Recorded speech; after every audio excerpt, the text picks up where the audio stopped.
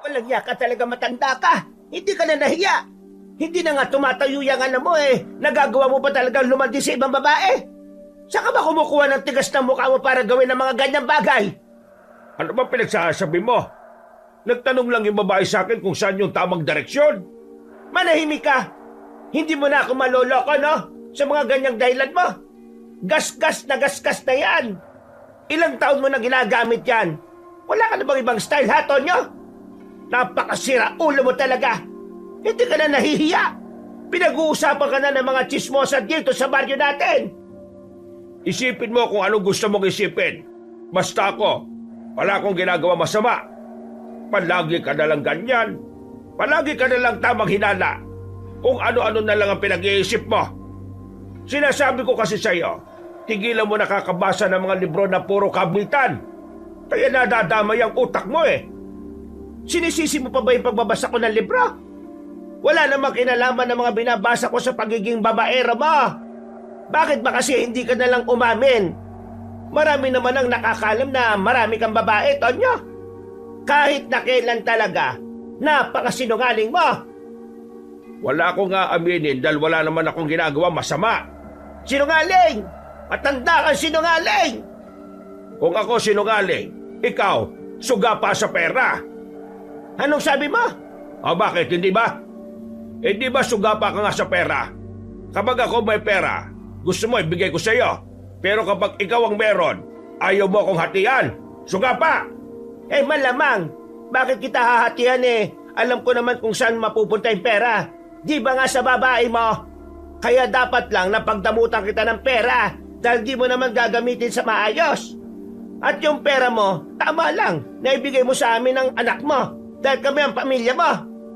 Kapag nakapagtrabaho na si Edison, hindi na ako magbibigay ng pera sa iyo. Ang kapal naman talaga ng mukha mo. Obligasyon mo, ipapasa mo sa anak natin. Hoy, hindi natin pinagtapos ng pag-aaral yan para lang perahan mo. May sariling buhay ang anak natin at may sarili siyang pangarap. May mga gusto niyang mangyari sa buhay. At hindi niya magagawa yon kung lahat ng pera niya ay isusuporta niya sa atin. May trabaho ka, di ba? May trabaho ako. Kaya nating mabuhay nang hindi umaasa sa kanya. Kaya huwag kang makapal ang mukha mo dyan. Eh ano naman kung umasa ako sa anak natin, eh anak ko siya. Pinaaral ko rin yan. Wala ka talagang kwenta kausap kahit na kailan. Hindi ka talaga nakakaintindi kahit ipaunawa ko sa iyo. Malas ang babaeng nilalandi mo. Maangit ka na nga, inutil pa ang utak mo. Hoy, magdadaan ka sa pananalita mo, ha? Eh ano, mananakit ka? Ha? Mananakit ka? Gusto mo yatang makulong eh. Baka nakakalimutan mo, ha? May kaibigan akong pulis. Ah, yung kaibigan mo kunwari pero may gusto sa'yo. Siraulo ka bang tao ka? Parang apo ko na si Nomer. Anong may gusto? Kahit ano na lang talaga masabi mo eh, no? Palibhasa, gawain mo kasi. Siraulong matandang to. Kung makapagsabi na matanda, kala mo hindi siya matanda. At least ako, meron akong pinagkatandaan. Eh ikaw, tumanda ka na lang ng paurong. Ikaw sumasobra ka na, ha? Ha? Hindi ba kayo titigil? Dinig na dinig kayo sa labas. Nakakaya kayong dalawa. Ano na naman ba kasi pinag-aawayan nyo? Eh kasi itong tatay mo, babaero. Nakita ko na naman kanina na merong ibang babaeng nilalandi. Eh nag-iilusyon lang yung nanay mo. Wala akong nilalandi. Kakabasa niya yan ng pocketbook na yan eh. Anong tingin mo sa akin, buang? Tayo naman kasi, kahit nahuling-huli ka na, ayaw mo na lang talagang aminin eh. Nakita rin kita kahapon, may kaharutan kang babae. O ano? Anong dedepensa mo ron? Natamimi ang matandang si Tonyo. Nanahimik na lang ito dahil sa kahihiyan. Para itong bata na biglang natanggalan ng kulit. Lumapit si Edison sa kanila. Kumuha ito ng tubig at binigay sa nanay niyang gigil na gigil pa rin. Huminga siya ng malalim. Tay, ang tanda niyo na. Umayos ka naman. Sa susunod na taon magtatrabaho na ako. Kailangan ko lang hintayin yung sampa ko sa barko. May iwan kayong dalawa rito. Baka naman, mas lalo kang lumala niyan, ha? Di ko kasi mapigilan eh. Ipaputol mo na yung Junjun mo para wala ka ng kaligayahan. Tay, isipin mo na lang kasi yung pamilya natin. Hindi yung pansarili mong interes. Kapag ako nag-asawa, bubukod na ako. Kayong dalaw na lang ang magkasama. Hahayaan mo bang pati si nanay mawala sa'yo? Paano kung hindi ka naman alagaan ang ipapalit mo sa kanya? Yan, makinig ka sa anak mo. Ikaw kasi wala kang pang-unawa. Puro kamanyakan lang yung nasa isip mo. Tanda-tanda na eh. Bumuntong hininga na lamang ang matandang si Tonyo. Ang kanyang ina naman ay kumalma na rin at mas piniling lumabas na lang ng bahay. Napatingin si Edison sa kanyang ama. Hindi naman yon makapag-angat ng tingin sa kanya. Maayos nga kayo. Mga tao sa labas Ikaw na lang palagi ang laman ng usapan. Bigyan niyo naman ako ng kahihiyan. Napapailing na lamang si Edison. Nung hapon na yon, sa halip na magmeryenda ay umalis na lang din ang binata. Tumambay siya sa madalas niyang paglibangan, ang maliit na basketball court sa kanilang baryo. Pag-upo niya, agad na tinabihan siya ng isang binata. Mukhang may problema ka na naman, kaibigan ah. Wala ako. Pera no? Baliw, hindi. Ay, bad trip lang ako. Bad trip? Bakit na naman? Si tatay Hindi kasi talaga tumitigil sa pambababae niya. Alam mo, kung ano magandang gawin dyan, palayasin mo. Para maramdaman naman niya na mahirap mabuhay kung mag-isa. Doon niya mas mararamdaman na kailangan niya pala kayo. Hindi mapapalayas ni nanay yun. Mahal na mahal ni nanay yun eh. Ano gagawin niyo sa problema niyo yan? Palagi na kaya kayong pinag-uusapan sa palengke. Pinagsabihan ko na naman si tatay pero sana, makinig siya. Huwag mo na nga muna isipin yan. Kumusta naman pala yung trabaho? Wala pa. Baka sa susunod na taon pa ako makakasampa. Pasalubong ha? Pasalubong na pinagsasabi mo dyan. Magtatrabaho ako, hindi mamamasyal. Ay, siya nga pala pre. Ano palang nangyari doon sa pamangkin ni Mang Esteban? Nakita ko kanina parang putlang-putla eh. Tapos lantang-lanta. Dinala na nga yata nila sa ospital. Yun ba? Ganito kasi yan pre.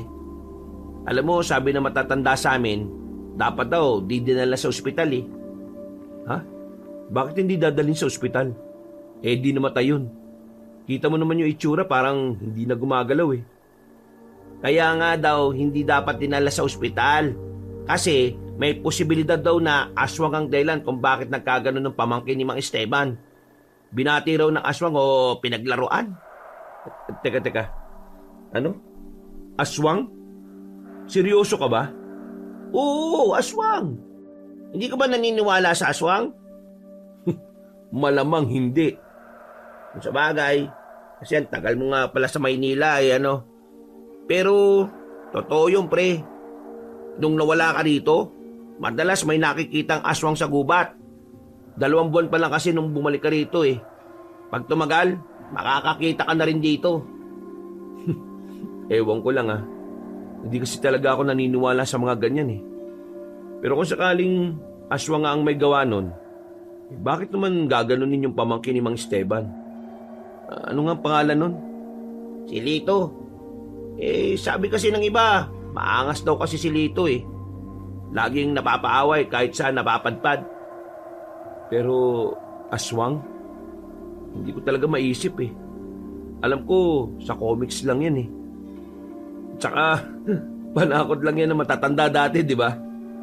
Hindi ka naman talaga maniniwala kapag hindi mo nakita, di ba? Hintayin mo na lang na ikaw mismo makakita. Huwag na nga natin pag-usapan yan. Ang mabuti pa, puntahan na lang natin si Dada. Ang sabi nun kahapon manlilibre siya, di ba? Ay, oo nga no. Pero, hindi ka ba muna maglalaro? Laro muna tayo. Mas nagugutom ako. Tara na, mamburao na muna tayo kay Dada. Binitiwan na muna ni Edgar ang bola at saka sabay na silang naglakad. Mga ilang sandali lang ay narating na rin naman nila ang bahay ng kanilang kaibigan. Madalas na mag-isa lang si Dada roon, kaya diretso pasok na sila sa bakuran. Nakita nila si Dada na nag-aayos ng bangko. Oh, ano na naman ba yan? Tamang ayos ka na naman kahit wala namang sira Iba tama pre O baliw, nasira to kanina. Pinampalo sa akin ni tatay. Ha? Seryoso? Oh, tingnan nyo. Pinakita ni Dada ang malaking pasa sa kanyang likuran. Sa isang iglap, nakaramdam sila ng awa para sa kaibigan nila. Agad nila itong nilapitan at tinabihan.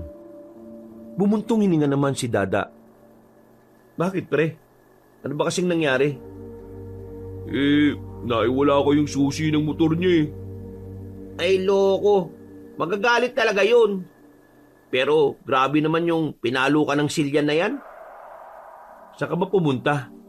Pwede naman natin hanapin ngayon Nakasabit lang yun sa tagiliran ko Tapos, inutusan niya ako kanina na bumili. Pagbalik ko, nasa akin pa nga yun Sigurado ka bang wala ka ng ibang pinuntahan? Ibang pinuntahan? Ay, oo, naalala ko na. Kanina pala, kumuha ko ng dahon ng bayabas sa gubat. Panglanggas dun sa sugat ni nanay. Baka mamaya, dun mo naman pala naiwan yung susi. Tulungan ka na namin mahanap yun. Kawawa ka naman Dakong alas 5 ng hapon ay lumarga na ang magkakaibigan. Papunta sila sa gubat. Ang kaso nga lang, hindi nakabisado ni Dada kung saan siya napadaan. Kamot ulo siya habang naghahanap. Ang bihira. Dumilim na lang, wala pa tayong nakikita. Sana pala hindi lang isang flashlight ang nadala natin. Da, ang laki ng gubat no? Di mo ba talaga matandaan kung saan ka dumaan? Parang sa pagkakatanda ko kasi doon yun galing na nga tayo doon pre. Pero wala naman doon. Baka naman kasi hindi dito sa gubat na wala. Hindi, dito talaga yun.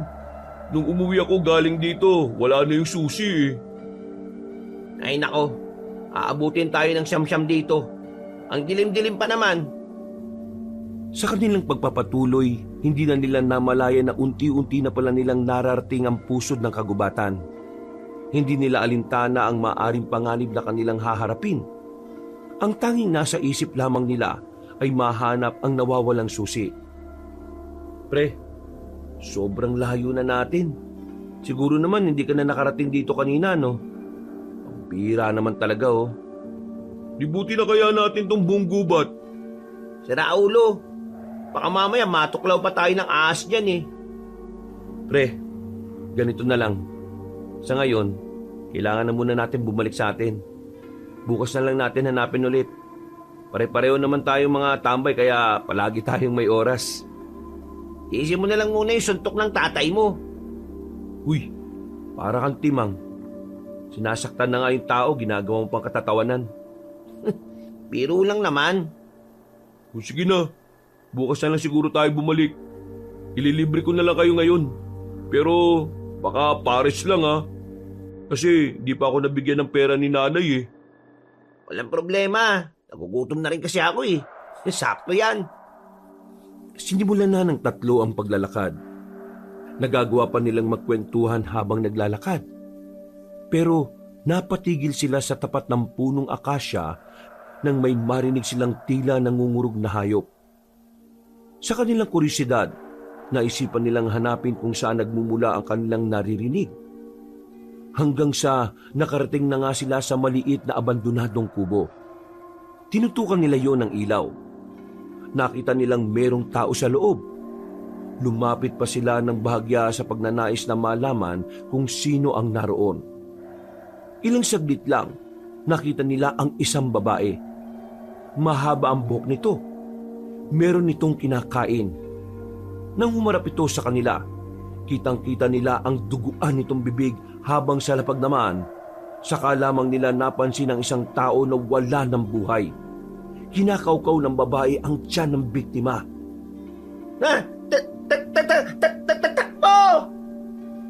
Naunang tumakbo si Edgar, pero sa huli, nadapa ito sa makapal na sanga. Agad na hinila ni Edison si Edgar. Si Dada naman, nauna na rin tumakbo. Nang bahagyang malayo na sila, ay saka pa lamang nila naisip na magpahinga. Hingal na hingal ang tatlo. Nakatago sila sa likuran ng malapad na katawan ng puno. Patay mo muna yung flashlight mo para hindi niya agad malaman kung nasaan tayo. Ang dilim-dilim sa daan eh. Ang kulit mo. Mamaya na natin gagamitin yan kapag aalis na tayo. Magpahinga muna tayo rito. Sumunod na lamang si Dada sa sinabi ni Edgar. Ilang segundo pa lang pagpatay ni Dada ng flashlight, naramdaman na kagad nila ang presensya ng babaeng aswang. Hindi sila gumalaw para hindi makalikha ng ingay. Maya-maya lang, naririnig na nilang palakas na ng palakas ang yabag ng paa ng aswang. Nang nasa harapan na yun ang puno, biglang kumalamang sikmura ni Edgar. Dahil sa sobrang tahimik na kagubatan, dinig na dinig ang pagkalam ng kanyang sikmura. Dahil doon, ay nalaman ng babaeng aswang ang pinagtataguan nila. Agad na lumapit ang mga yon sa kanila. Tulong! Uy! Nahawakan ako! Uy! Sira ulo! Hinihila ng aswang ang paa ng binata. Buti na lang ay binalikan siya kaagad ng dalawa. Nakipaghilahan sila sa aswang kahit na takot sila sa itsura nito. Hoy aswang! Kaibigan namin to! Humanap ka ng ibang kaibigan mo! Lakasan pa natin! Kakailan nyo, magiging mananagal ang katawan ko eh! Umangil-angil lang ang aswang sa kanila. Kahit na babae yon, ramdam nila na hindi normal ang lakas nito. Kaya naman, mas lalo pa nilang binuo sa mga natitira nilang enerhiya. Hindi nagtagal, nabawi nila ang kaibigan nila. Pero nanatili lang sa harapan nila ang aswang na yon. Ano ba kailangan mo sa amin? Galit ka ba kasi naistorbo ka namin, ha? Walang yung buhay talaga to. Totoo pala tong ganito. Edgar, sige na. Sumama ka na sa kanya. Magsakripisyo ka na. Tarantado! Ginawa mo pa akong alay, ha? Aswang, pwede bang iba na lang ang kainin mo? O kung pwede lang, wag na lang kami. Kakakain mo lang, di ba? Hindi ka ba nabubusog? Hindi nagsalita ang babaeng aswang. Pero si Dada, meron siyang naisip na ibang paraan. Bigla nitong binuksan ng flashlight at itinutok sa mukha ng aswang. Nang masilaw yon, ay hindi na nagdalawang isip si Dada. Sinuntok niya sa mukha ang babae kaya agad yung natumba. Takbo na! Kumaripas agad sila ng takbo habang ang babaeng aswang naman ay namimilipit pa sa sakit na mukha. Pero nang makalayo na sila, narinig nilang sumigaw ang babae. Nakakatakot ang sigaw na yon. Ramdam na ramdam nila ang puot at galit nito sa kanila. Bilisan nyo! Malapit na tayong makalabas ng gubat na to! Dali! Teka lang! Sinelas ko na pigtal! Iwan mo na yan! 300 pesos to! Baliw ka ba? Mas malak kabaong, pre! Hinila na ni Edgar si Dada. At kalaunan nga lang din ay narating na nila ang kalsada. Nabawasan kahit na papano ang kanilang takot dahil may mga dumadaan pang sasakyan. Hingal na hingal sila habang nasa gilid sila ng kalsada. Lintik, munti ka na tayo ron, ha? Oh, di ba Edison? Sinabi ko na sa iyo na totoo mga aswang. Oh, naniniwala na ako. Ang tanong dito, bakit sila lumitaw ngayon? Eh di ba ang sabi na matatanda, matagal na silang wala sa probinsyang to? Saka na natin pag-usapan yan. Kailangan natin makalis kagad dito dahil baka kung ano mangyari sa atin dito. Wala silang sinayang na pagkakataon. Agad na rin nilang nilisan ng lugar na yon. Pagod na pagod sila na makarating na sila sa baryo nila. Napaupo na lamang silang tatlo sa harapan ng bahay nila Dada. Mabuti na lang, wala si tatay. Pasensya na kayo ha. Di ko na yata kayo malilibre ng pares. Sarado na yun ngayon. Okay lang. Ang mahalaga naman ngayon nasa ligtas na kalagayan na tayo. Buti, hindi nakakuha nun si Edgar. Kundi, isang kwento na lang siya ngayon. anong gagawin natin? Papaalam ba natin to sa barangay? Maniwala kaya sila sa atin? Di ba nung nakaraan yung tungkol sa pamangkin ni Mang Esteban, hindi rin naman sila pinakinggan kasi hindi naniniwala ang mga taga-barangay na may aswang. Ay, nako, tingin ko, wag na muna natin ipaalam sa iba kung ano man ang nakita natin. Magmumukha lang tayong siraulo Baka isipin pa ng mga taga-barangay nananakot lang tayo para wala na namang lumabas ng gabi. Tama si Edison. Ang inaalala ko lang naman kasi, baka mamaya niyan, hanapin tayo ng aswang. Kasi nakita niya mukha natin. Hindi kaya malagay na rin sa alanganin yung buhay natin. Huwag kang nga mag-isip ng ganyan. Baka mamaya malasin tayo. May alam akong panlaban sa mga aswang na yan Ano naman? Bawang! Tapos, haluan mo ng asin at suka, no? Sarap sausawan ng chicharon yan. Ano ka ba? Luma na yung bawang-bawang na yan. Sabi nila Aling Nori, hindi na raw tumatalab ang mga bawang sa aswang. Basta, wala na muna tayong pagsasabihan Sa ngayon, magpahinga na muna tayo. Nag-apiran pa ang tatlo na parabang walang nangyari. Naghiwa-hiwalay na rin sila ng landas ng mga sandaling yun. Pagdating ni Edison, inabutan niyang naghahain na ng pagkain ng kanyang ina.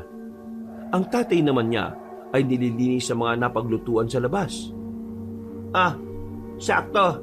Eto, luto ng sinigang na bangos. Buti naman at tayo ang nagluto. Ngako, tatay mo nagluto niyan. Ewan ko kung anong nakain ng isang yan. Nako, si tatay na naman pala nagluto. Siguradong napakaasim na naman ito. Inubos mo naman yung pinitas na mga sampalok Kahit na sobrang asim ng nilutong ulam ni Mang Tonyo, napilitan na lamang kumain si Edison. Kahit na inis siya sa ama, ayaw din naman niyang mapasama pa ang loob nito. Dahil hanggat maaari, inaayos niya ang ugali ng kanyang ama. Makalipas ang ilang minuto, ay natapos na rin ang kanilang hapunan. Himulang hindi nagsagutan sa pagkainan ng mag-asawang Tonyo at Eva. Sige nanay, ako nang bahala rito. Magpahinga na ho kayo. Sigurado ka ba? Opo naman. Wala pa naman akong ginagawa sa buhay kaya lahat ng gawaing bahay, pwede ko namang gawin. Pero huwag ka masyadong mabagabag anak ha. Hindi kita minamadaling kumita ng pera. Hanggat maaari, gusto ko munang ma-enjoy mo yung buhay ng isang binata na wala pang iniisip na responsibilidad. Para bago mo man lang pasukin ang realidad naranasan mo makapag-relax at makapagpahinga. Maraming salamat, Nay Nay, bakit pala bait-bait niyo sa akin? Nung nag-aaral ako sa Maynila, lagi kayong galit kapag nag-uusap tayo sa tawag. Akala ko tuloy nun, ayaw niyo na ako makausap Ano ka ba naman? Sinasadya ko lang yun para hindi ka na magtanong kung kumusta na kami. Ayaw ko kasing malaman mo na nahihirapan kami dito noon. Kasi ayaw ko masira ang focus mo sa pag-aaral. Maraming salamat talaga, Nay. Di bale, makakabawi rin ako sa inyo balang araw. Bumawi ka sa sarili mo para sa ilang taon mong pag-aaral. Tinapik siya sa balikat ng kanyang ina at saka naglakad na rin papasok ng kanilang bahay. Habang ang lalaking si Edison naman ay naiwan sa bakuran para maghugas ng kanilang pinagkainan. Napangiti na lamang ang binata. Natutuwa siya sa kabaitan ng kanyang ina. Sa sobrang bait ng kanyang nanay, ay mas lalong hindi niya maintindihan kung papaanong nagagawang magloko ng kanyang ama. Ay naku, Diyos ko. Nakakainis talaga kapag naalala ko yung kalokohan ni tatay. Ay, nakapaghugas na nga lang. Mabilis na hinugasan ng binata ang mga pinggan. Pagkatapos ng ginawa niya, ay naligo siya sa pusuhan na nasa gilid lang din naman ng kanilang bahay. Habang naliligo, merong dalawang tsismosa na napadaan sa kanilang bahay. Narinig niya ang sinabi ng mga yun na meron na namang kinausap na ibang babae si Mang Tonyo. Kaya kahit basang-basa, naglakad ang binata patungo sa kinaroroonan ng kanyang ama. Inabutan niya yung nakakbay sa isang babae. Mas batang babae na parang wala pang 30. maganda at maputi. Aminado si Edison na kapansin-pansin talaga ang itsura nito. Tay, anong ibig sabihin na naman ito? Gulat na gulat ang kanyang ama. Napabitaw agad ito at saka umalis sa kinauupuan. Nagtinginan din naman ang lahat ng nasa bilyaran. Pero walang pakialam si Edison. Masyado na siyang nababana sa kanyang ama. Anak, dito tayo mag-usap. Oh, ano na naman ang idadahilan nyo? Tropa mo lang yun. O baka sabihin mo sa akin na ayos lang akbayan yun kasi may lawit. Loko ka. Hindi yung bakla. Yun nga ang punto eh. Nang bababae ka na naman. Akala ko ba nagkaintindihan na tayo na pipilitin mong baguhin yung ganitong ugali mo? Ano na naman ba to?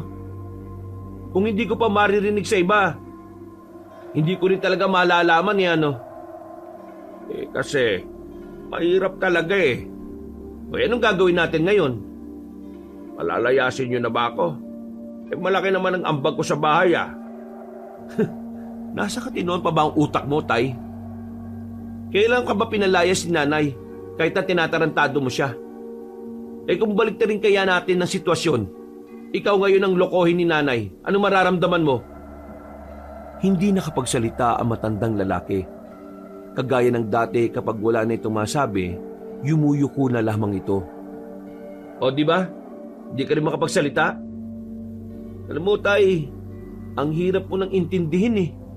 Sobrang hirap mo nang pakisamahan. Anak, wag mo ako matawag-tawag na anak hanggat hindi mo inaayos tong problemang to. Sabihin mo to kay nanay ah. Kung hindi, ako magsasabi nito sa kanya. Bago umalis ang binatang si Edison, sinulyapan niya pa ang babae na nakaupo sa bilyaran. Nakita niyang nakangiti rin yun sa kanya. Sa pagkakaalam niya, ibang babae na naman ito. Hindi ito pamilyar sa kanya. Sa isip-isip ng binata, baka yun na ang kabit ng kanyang ama na naririnig niya sa kwento ng mga tsismosa. Kinaumagahan, nagising ang binatang si Edison dahil sa mga ingay na naririnig niya. Kaya naman, wala siyang ibang magawa kundi ang bumangon. Pagtingin niya sa orasan, 9:00 na rin ng umaga. Mabuti naman at nagising ka na. Magpapasama sana ako sa iyo kung wala ka lang namang gagawin ngayong araw eh. Wala naman, Nay. Pero saan ba tayo pupunta? Kukunin ko lang yung 3 bote ng honey na binili ko sa kaibigan ko.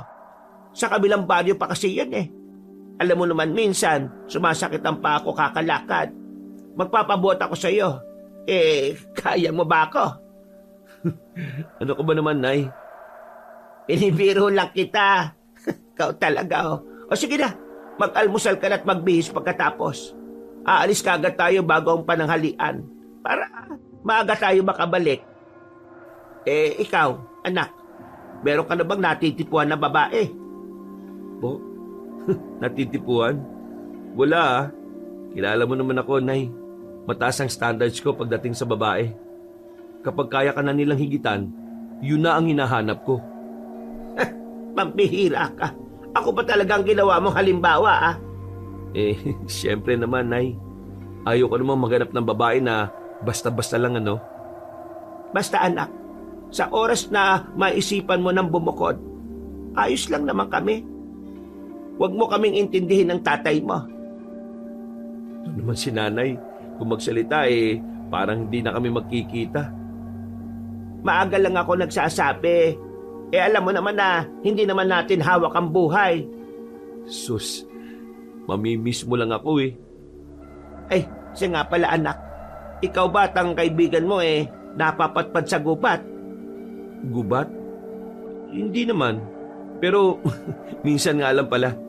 Bakit yun naman naitanong, Nay? Si Kumaring Gemma kasi may kinwento sa akin. Yung pinsan kasi ng asawa niya ay pinatay ng aswang. Nang marinig ni Edison ang salitang iyon mula sa kanyang ina, agad niyang naalala ang aswang na nakita nila sa kagubatan. Biglang nagtindigan ang kanyang balahibo. Hindi na niya mapigilan na kanyang sarili na hindi kabahan. Bumuntong hininga si Edison at napansin naman yun ng kanyang ina. May problema ba? Wala naman, Nay. May naalala lang ako pero wala naman yun. Tungkol naman po sa aswang na sinasabi ni Aling Gemma, nahuli na po ba yung aswang? Hindi. Mahirap naman daw kasi hulihin ng mga aswang eh. At saka, wala namang huhuli doon. Halos lahat ng tao sa kanila mga takot sa aswang. Ay nako, dapat kasi talaga kung may aswang, ang mga tao hindi duwag. Mas lalo kasing tumatapang ang mga aswang na yan kapag ang mga tao hindi nagpapakita ng tapang. Ganun po pala yun? Nang makaramdam na ng init ang mag-ina, ay pansamantala na muna silang nagpahinga sa dilim ng puno. Nilabas na ni Aling Eva ang kanyang pamaypay.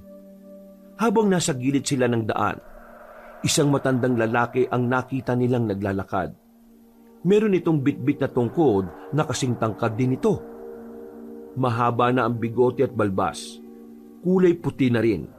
Kung titingnan, masasabi kagad ni Edison na nasa 60 na ang edad nito. Nay, tingnan niyo yung matanda oh. Parang ermitanyo. Ay baka nakatira yan sa gupat. Huwag na tayo lumapit. Mahirap kausap ang mga ganyan. Hindi na sana nila papansinin na matanda, pero bigla itong tumigil at lumingon sa kanila. Isang makahulugang ngiti ang pinakita nito, pero mas lalo silang nakaramdam ng pagkailang nang makita nilang papalapit na ang matandang lalaki sa kanila. Wala na silang nagawa nang kausapin sila nito. Magandang tanghali sa inyo. Maaari ko bang malaman kung saan ang inyong tunga? Nay, bakit ang lalim niya magsalita? Aba, ewan ko. Sila yata nagugula kayo sa aking biglang paglitaw.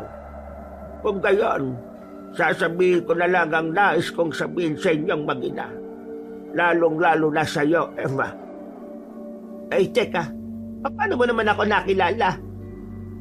Ang aking pagkakakilanlan ay hindi na mahalaga. Dahil ang mahalaga sa mga sandaling ito ay ang kaligtasan niyong dalawa.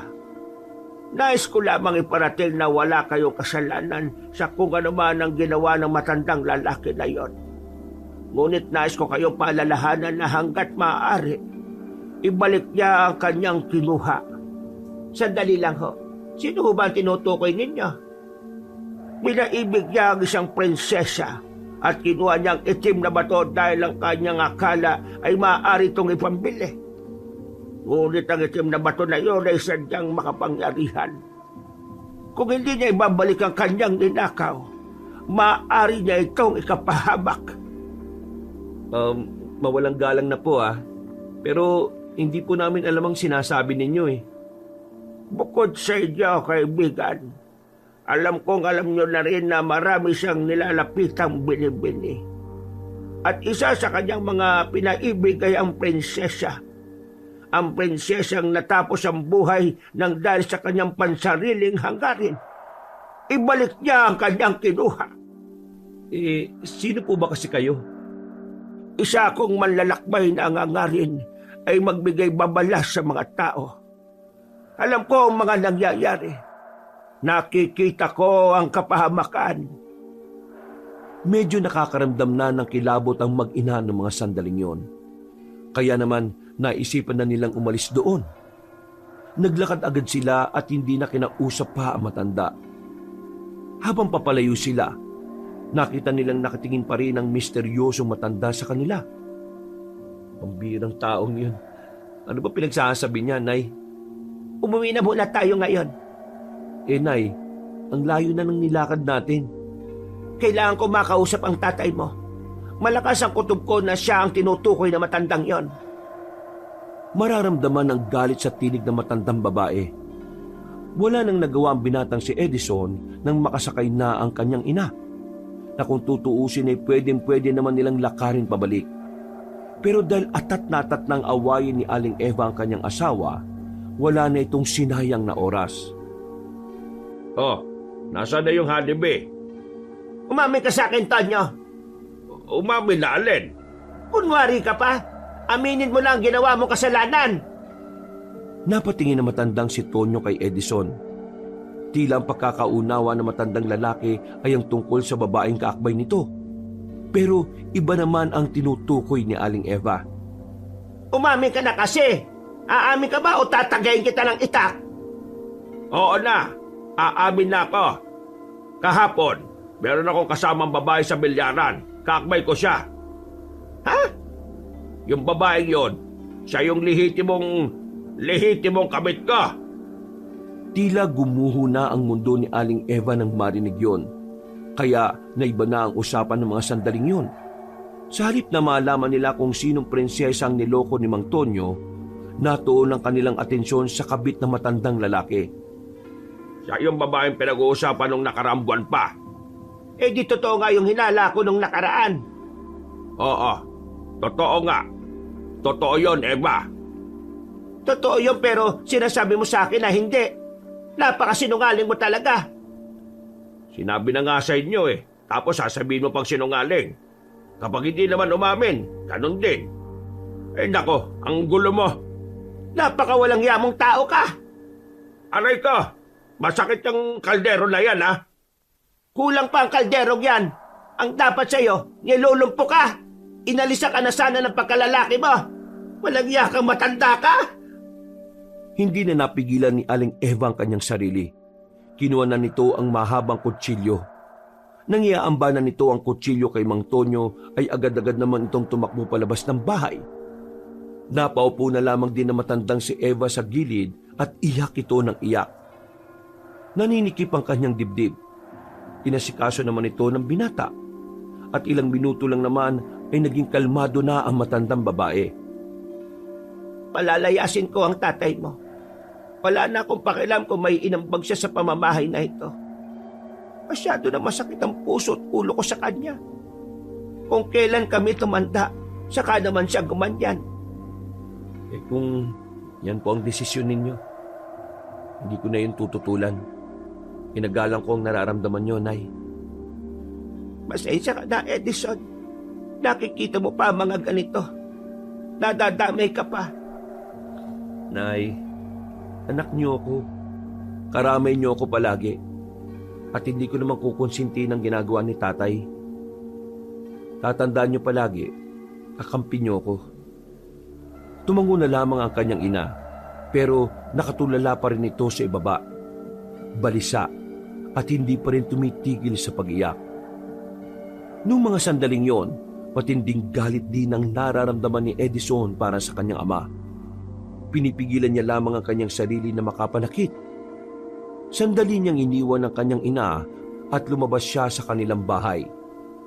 Nakasalubong niya pa si Dada at si Edgar, pero hindi niya yun kinausap. Diretso lamang siyang nagpunta sa bilyaran. Sakto namang nakita niyang roon ang kanyang ama na kasama na naman ang babae na sa pagkakarinig niya, Sonia ang pangalan. Uy! Anong gagawin mo, pre? Pre, relax lang ha. Hindi niya pinakinggan ang sinabi ng kanyang dalawang kaibigan. Agad niyang nilapitan ng ama at hinila ito sa inuman. Sinusubukan ko hindi makapanakit eh. Pero yung ginawa mo kay nanay, hindi ko na kaya pang tiisin. Biglang sinuntok ni Edison si Mang Tonyo. Sa lakas ng suntok, natumba ito sa lamesa kung saan nagiinuman ng mga lasing. Maging ang babaeng si Sonia rin sa gilid ay nabigla din sa kanyang ginawa. Walang hiya ka. Paano mo nagawa saktan ng tatay mo? Ikaw ang walang hiya.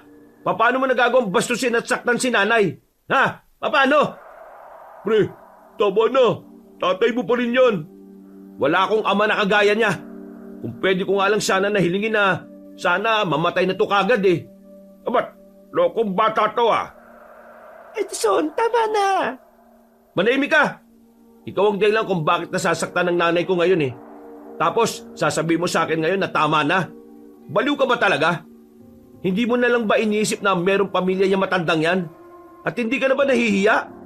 Parang lolo mo na ang tatay ko ah. Halos magkasing edad nga lang yata tayo eh. Tapos, pumatol ka sa matandang yan? Bakit? Dahil may pera? Nabibigay niya ba ang luho niya sa'yo? Ganun ka na ba kababang babae, ha? Isipin mo na ang gusto mong isipin. Pero totoo masaya ako kapag siya ang kasama ko. Wala akong pakialam kung gaano ka kasaya. Ang sinasabi ko, sumira ka ng pamilya. May sinatang kang tao. May binastos kang tahanan. Edison, kumalma ka nga muna. Pwede naman natin pag-usapan ng mga bagay na ganito eh. Ikaw, Tay, isoli mo kung ano man yung kinuha mo. Dahil kapag kami ni Nanay ang nadamay sa katarantaduhan mo, mas lalo ka namin hindi mapapatawad. Nanlalaki ang mga mata na matandang si Mang Tonyo. Pero agad na rin namang umalis doon si Edison. Sa inis niya, tumambay na lamang muna siya sa kagubatan para magpalamig ng kanyang ulo. Banas na banas siya sa mga nangyayari. Gusto niyang bugbugin ang kanyang ama pero hindi niya yung magawa. Kahit na papaano, ginagalang niya pa rin ang tatay niya. Pambira din naman kasi karakas ng tatay mo eh. Kahit matanda na, talagang ang lakas ng sex appeal, pre. Kaya ang dami tuloy talagang nalolokong babae. Tingin ko pre, kailangan nyo lang talagang palayasin si Mang Tonyo. Kasi parang anay yan pre. Unti-unti niyang wawasakin ang buhay ninyo. Palalayasin na siya ni Nanay. At sana lang talaga, hindi na siya bumalik. Eh si Aling Eva naman, kakayanin niya kayang mawala ang tatay mo? Oo nga, parang sobrang mahal na mahal ng nanay mo si Mang Tonyo eh. Hindi ko alam kung ano na mangyayari. Basta ako, sagad na ako. Hindi ko natatanggapin yung matandang yun sa buhay namin. Huminga ng malalim ang binatang si Edison. Kahit na papaano ay gumagaan ang kanyang pakiramdam dahil sa sariwang hangin na kanyang nalalanghap. Kaya ba tayo pre? Yung tungkol dun sa aswang na humabol sa atin, ano na kayang balita ron? Wala namang makahuli. Pinsan na kakilala ni Nanay yung biktima. Sabi ni Nanay, yung aswang daw na yun sa kabilang baryo naglalagi nito mga nakaraan. Kumbaga, yung nakita natin, dinala niya lang dito sa kagubatan ng baryo natin. Nakakilabot pa rin kapag naalala ko yung mukha niya, pre. Buti na lang talaga, hindi niya tayo nagawang habulin.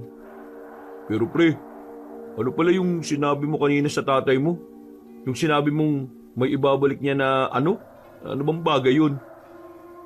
Dahil naitanong na rin naman ni Dada ang tungkol doon, hindi na rin siya nagdalawang isip pa na ikwento ang tungkol sa sinabi sa kanila na matanda. At dahil nga sa kwentong yon, nagkaroon ng haka-haka sa utak si Edgar at Dada. Pre, di kaya yung matandang yun may alam talaga? Tapos, yung sinasabi niya, baka may kung anong ninakaw tong tatay mo dun sa prinsesa na sinasabi. Paano kung yung prinsesa pala yung tinutukoy aswang? Ha? Napaisip din si Edison nung una. Inisip niya na malabo pero nang pagtagpi-tagpain niya ang lahat ng detalyeng nasa isip niya, sa kanya lamang napagtanto na maaring pwedeng ang ganun ang sinasabi ng matandang lalaki. Kasi tingnan mo pre kung paano magsalita yung matandang yun parang nakakabahala talaga no? Ibig sabihin, maaring mababangis ang manakit sa tatay mo kapag di niya isinauli yung itim na bato. At ang itim na bato, kadalasan ginagamit yan ng mga aswang kapag meron siyang ginagawang kakaiba sa katawan nila. Kagaya na lang ng pagpapalitan nyo. Basta, marami. Ibig sabihin kung tama nga ang mga sinasabi nyo, pwede rin kaming madamay ni Nanay. Ayaw kasi sa matanda, patay na yung prinsesa Siguradong gaganti ang mga iyon kay tatay kung siya ang dahilan ng pagkawala ng prinsesa na sinasabi. Nagkatinginan ng tatlo sa mga pumapasok na ideya sa utak nila. Nagdudulot ito ng kakaibang kaba. Nang lumamig na ang ulo ng binatang si Edison ay agad na rin itong umuwi ng kanilang bahay. Inabutan niya ang ina na nagluluto ng banana Q para sa kanilang merienda. Ngumiti ito sa kanya na para bang walang nangyari. Pero kahit na nakangiti ang matandang babae, nararamdaman niya pa rin ang sakit na nararamdaman ito. Nakarating sa akin yung ginawa mo sa tatay mo.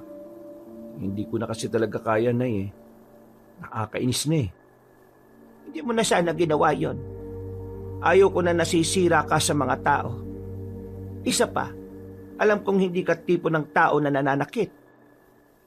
Nay, hindi niyo naman siguro ako masisisi.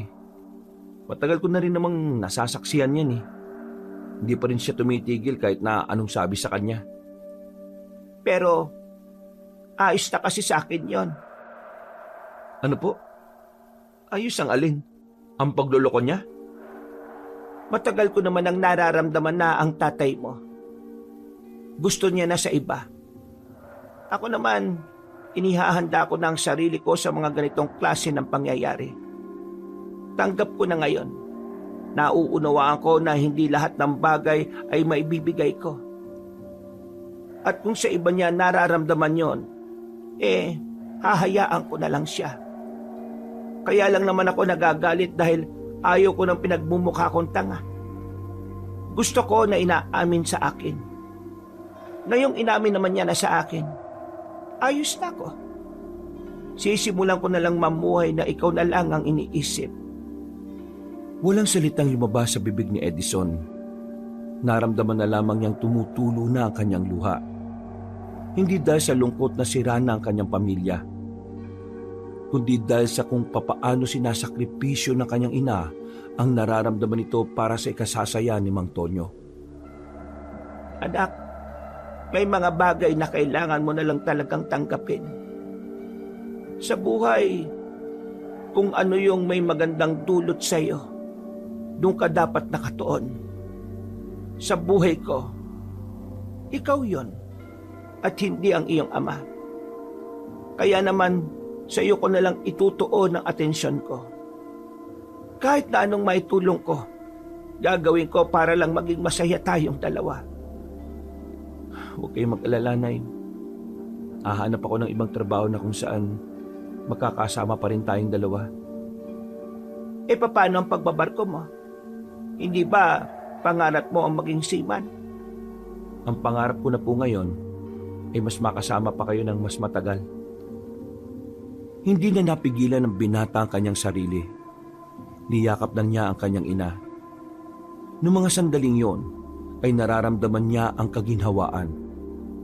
Napagtanto niya na mas magiging magaan pala ang lahat kung matututo tayong tanggapin ang mga bagay na mahirap nang baguhin.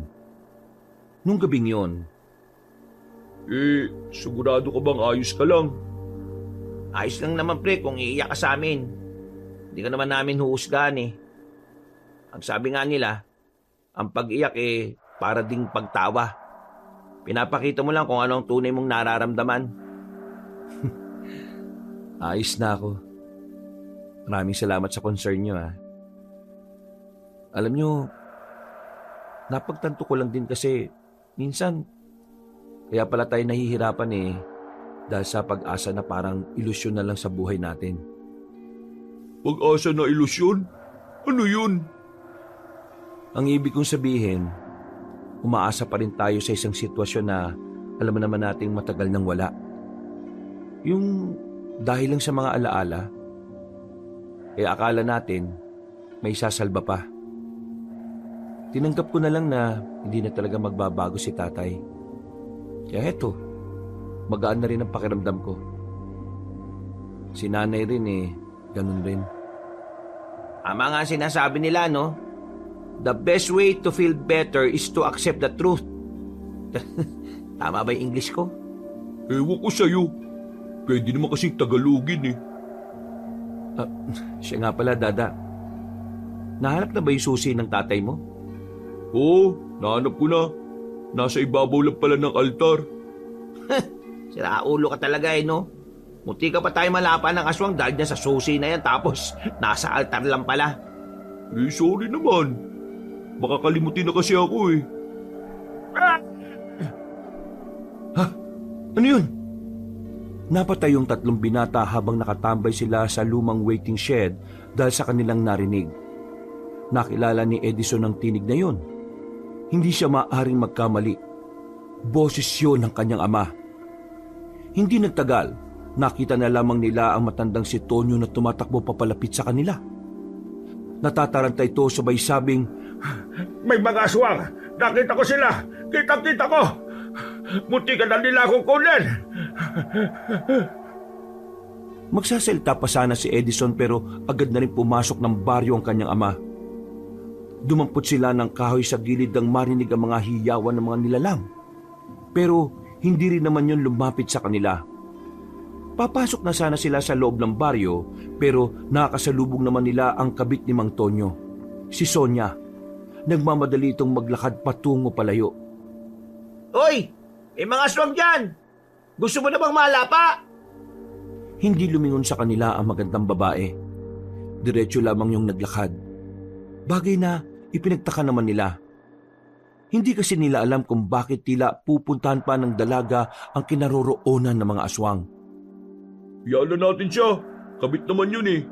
Dapat sa mga kabit, pinapapak talaga ng mga aswang. Pagpasok nila sa kanilang baryo, nakita nilang natataranta na ang mga tao. Naikalat na kasi agad ni Mang Tonyo ang masamang balita. Madali itong nagdulot ng katatakutan sa mga tao. Umina muna kayo sa inyo. Aasikasuhin ko lang si nanay. Tila nasa isang pelikula ang kanilang baryo ng mga sandaling yon. Yung atmosfera ng paligid ay tila nababalot ng kilabot na dulot ng mga aswang. Nay! Nay! Bumungad sa kanya ang kanyang ama na nag-iimpake na ng mga gamit nito, habang ang kanyang ina naman ay nasa gilid habang nanonood lang. Mabuti naman at aalis ka na rin dito. Hindi na ako ligtas sa lugar na ito. Hindi na. Narito na sila. Kukunin nila ako. Hindi ito pwede. Hindi ako pwede mamatay. Hindi ako papayag. Aalis ako rito. Pagkatapos mag-impake, tumakbo na ito palabas ng kanilang bahay. Napapailing na lamang si Edison. Ano bang nangyayari sa tatay mo? Nakadroga na yata ang isang yun eh. Tama lang talaga na lumaya siya rito. Nay, tingin ko, may atraso siya sa mga aswang. Ha? Anong ibig mo sabihin, anak? Naalala niyo ba yung sinasabi sa atin ng matandang lalaki? Ang sabi niya, may kinuhang itim na bato si tatay.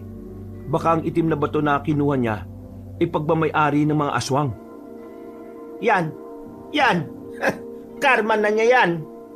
Nay, nababahala ako eh. Baka idamay tayo ng mga aswang kapag nalaman nilang pamilya natin si tatay. Napalunok ng laway ang matandang babae. Mababakas na sa mukha nito ang takot at pangamba. Pero huwag kayong mag-alala, Nay. Kahit anong mangyari, hindi naman kita pababayaan. Bukas, hahanap ako sa bayan ng mga nagtitinda ng mga pangontra. Hindi ako papayag na masaktan ka ng mga aswang na yun. Tumango na lamang ang matandang babae. Niyakap na lamang din niya ang nanay niya. Matapos ang usapan na yon, ay agad na rin naman silang naganda sa kanilang pagtulog. Isinarado ni Edison ng maigi ang kanilang mga bintana. 3 kandado rin ang inilagay niya sa pintuan. Ang itak naman ay nasa uluhan lang ni Edison habang nakahiga.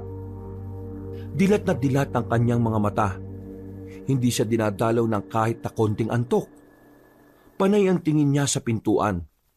Kung minsan ay bumabangon pa siya para lang sumilip sa labas. 3:00 na. Siguro naman pwede na ako matulog. Bumalik na siya sa higaan, pero kahit na anong gawin niyang pagpikit ay hindi naman siya inaantok. Namalaya na lamang niya na inabot na pala siya ng umaga. Dilat na dilat pa rin ang kanyang mga mata. Napatingin siya sa kanyang pintuan nang bumukas yun at bumungad ang kanyang ina. Yung dalawa mong kaibigan, kaya aga-aga nasa bakuran na. Hinahanap ka. May lakad ba kayo ngayong araw? Oh, wala naman, Nay. Pero siguro magpapasama na lang ako sa kanila sa bayan para humanap ng pangontra. Ako naman mamaya, doon na muna kay Maring Tireng. Magluluto kasi ako doon. Sayang din ang ibabayad nila. Tumango na lamang si Edison at agad na lumabas para kausapin si Edgar at Dada. Nang makita na siya ng mga yon, ay agad siyang hinila palayo sa bahay nila. Pabulong na nagsalita ang dalawa. Nakakagulat na balita, pre. Sobrang nakakagulat, pre. Hindi ka maniniwala. Ano ba kasi yun? Yung mga aswang kagabi na tinakbuhan ng tatay mo, doon na lahat. Ha? Patay ang lahat ng mga aswang? Teka, paano mangyayari yun? Yun nga ang palaisipan, pre. Sinong pumatay at papaano? Ang sabi lang kasi sa mga narinig namin, nasa 5 aswang na puro lalaki ang bangkay. Lahat ng yun, merong hiwa sa leeg. Alam mo, inalangan namin ni Dada. Parang biyasa yung pumaslang sa mga aswang na yun eh. Yung para talagang pumapas lang siya ng aswang. Manunugis ang tawag doon. Teka, ibig sabihin, may isang manunugis dito sa atin? Oo, Malamang meron. Mabuti nga yun eh, para kahit na papano, may nagtatanggol sa atin. Hindi nakatiis si Edison ng umagang yon. Pumunta sila sa lugar kung saan naroon pa rin ang mga katawan ng mga aswang. Pagdating nila doon, nagkukumpulan pa rin ang mga tao. Karamihan sa mga naroroon ay mga tsismosa. Palis na sila nang mapansin ni Edison na naroon din ang babaeng si Sonia. Kalmado lang ang babae na parabang wala man lang nararamdaman na pangamba dahil sa mga nangyari. Nilipitan sila nito at nagtanong, Edison, alam mo ba kung nasaan ang tatay mo? "Bakit? Mukha ba akong tanungan ng mga taong nawawala?" Nasa panganib ang buhay niya. Wala akong pakialam. Maganda nga mawala na siya para mabawasan na yung salot sa mundo eh. Naiintindihan ko nararamdaman mo. Hindi mo ako naiintindihan. At kahit na kailan, hindi mo maiintindihan. Nagawa mo nga manira ng pamilya eh. Tapos, naiintindihan mo? Kadiri ka. Pre, hiya mo na nga lang. Anong ngayaan? Nakakairita kasi. May lakas pa talaga ng loob kausapin ako na parang normal lang ang lahat. Maintindihan mo rin ang lahat. Pero hindi sa ngayon. May dinukot na bagay ang babae sa maliit nitong bag. Inabot niya yon kay Edison. Pero ayaw itong tanggapin ng binata. Isa itong pangontra sa mga aswang. Sa isang tao lang to pwedeng kumana. Tanggapin mo. Proteksyon ng nanay mo. Tinatarantado mo ba talaga ako, ha? Matapos mong saktan ng nanay ko, ngayon naman bibigyan mo siya ng sinasabi mong pangontra? Ano to? Pinaglalaruan mo lang ang nanay ko? Hindi kita masisisi kung yan ang iisipin mo sa akin. Pero kung gusto mo magkaroon ng proteksyon ng nanay mo, tanggapin mo ito. Tingin mo ba magtitiwala to sa'yo? Hindi ka nga kilala na kaibigan namin eh. Wala kaming idea kung ano ka at kung bakit may alam ka sa mga aswang. Wala na akong panahon para magpaliwanag pa. Eto, kunin nyo na. Sa palitang inilagay ni Sonia ang kwintas sa palad ni Edgar. Agad na rin naman itong umalis matapos nun.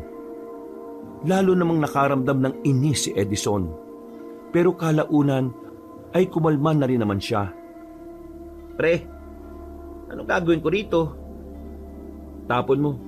Baka mamaya may kamalasang pangdalayan. Hindi ako magtitiwala sa taong sumira ng pamilya namin. Samahan niyo na nga ako sa bayan. Kailangan natin makabili ng mga pangontra. Hindi natin alam kung kailan darating ang mga aswang na yun. Nauna nang naglakad ang binata. Pumunta sila sa bayan. Nilibot nila ang buong lugar. Kahit sa kasulok-sulukan ng mga eskinita ay pinapasok na rin nila. Pero sa kasamaang palad ay wala naman silang napala. Hindi pa ba tayo kakain? Kanina pa ako nagugutom eh. Ikaw may pera dyan eh. Bakit hindi ka bumili? Ayaw niyo tumigil sa paglalakad eh. Pakiusap, pahinga muna tayo. Oy, Edison, bumalik ka nga rito. Kain muna daw tayo. Ha? Kain? O sige. Meron silang nadaanan na malaking karinderya. Pumesto sila sa bandang gilid. Akong bahala. Pili na kayo nakakainin. Ako, kahit na alin. Paano yan? Wala tayong nahanap na pangontra. Anong gagawin natin? Kailangan ko lang ng mapagtatanungan kung saan makakakuha ng pangontra. Makakahanap din tayo niyan. Tiwala lang. Ilang minuto pa ay dumating na rin ang kanilang pagkain. Payapa silang kumain pero si Edison, nililibot niya ang tingin sa paligid.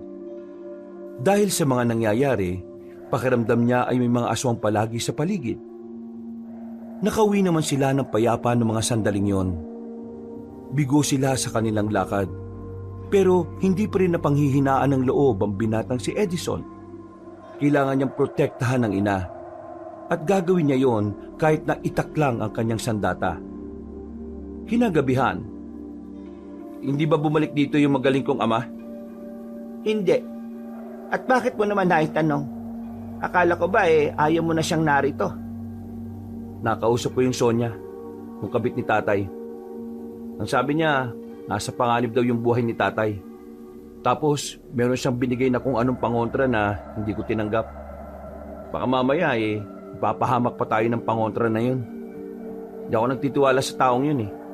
Baka gusto niya lang talaga tayong sirain. Nakita ko rin ang babaeng yon. Maganda siya. Matangkad at mukhang maamo ang mukha. Inaamin ko nung una kong kita sa kanya hindi ko agad naisip na magiging kapit siya ng tatay mo. Parang ang hirap paniwalaan. At parang nahihiwagaan din ako sa babaeng yon. Parang meron siyang itinatago. Misteryoso ang katauhan niya para sa akin. Nay, huwag niyong sabihin na nakakalimutan niyo nang siya ang sumira sa pamilya natin. Hindi ko naman nakakalimutan. Pero mas hindi ko nakakalimutan na ang ama mo ang punot dulo ng lahat ng ito. Sige na, tapusin na lang natin itong kinakain natin. Bahala na ang ama mo kung saan man siya mapapadpad. Itinuon na lamang ni Edison ang kanyang atensyon sa kinakain niya. Napapailing na lamang siya. Hanggang sa mga sandaling yun kasi, mainit pa rin talaga ang ulo niya sa babaeng si Sonia. Kahit na kailan, hindi niya mapapatawad ang babaeng yun. Nakakainis. Hindi na naman ako makatulog. Dadalawang araw na akong walang maayos na pahinga. Bumuntong hininga na lamang ang binatang si Edison. Babalik pa lang sana siya sa higaan nang marinig niyang may mga kumakaluskos sa labas ng kanilang bahay. Nagising din ang kanyang ina dahil sa mga tunog na yun. Sumilip ang binatang si Edison sa maliit na siwang sa bintana. Wala siyang nakikita sa labas. Pero malakas ang kutob niya na naroon lamang ang mga nilalang. Kaya naman hindi siya naging kampante. Nay, dadaan tayo sa silong. Aalis na muna tayo ngayong gabi. Hindi ba delikado kung lalabas tayo? Mas delikado kung nandito tayo. Dahil anumang oras pwede nila tayong pasukin. Wala na silang sinayang na oras. Binuksan na nila ang butas sa kanilang sahig kung saan kakasya ang isang tao. Daan yun patungo sa silong ng kanilang bahay. Nang masiguro ni Edison na wala ang aswang doon, dali-dali na niyang inalalayan ang kanyang ina. Sa puntong ito, nababasa na ni Edison ang mga nangyayari.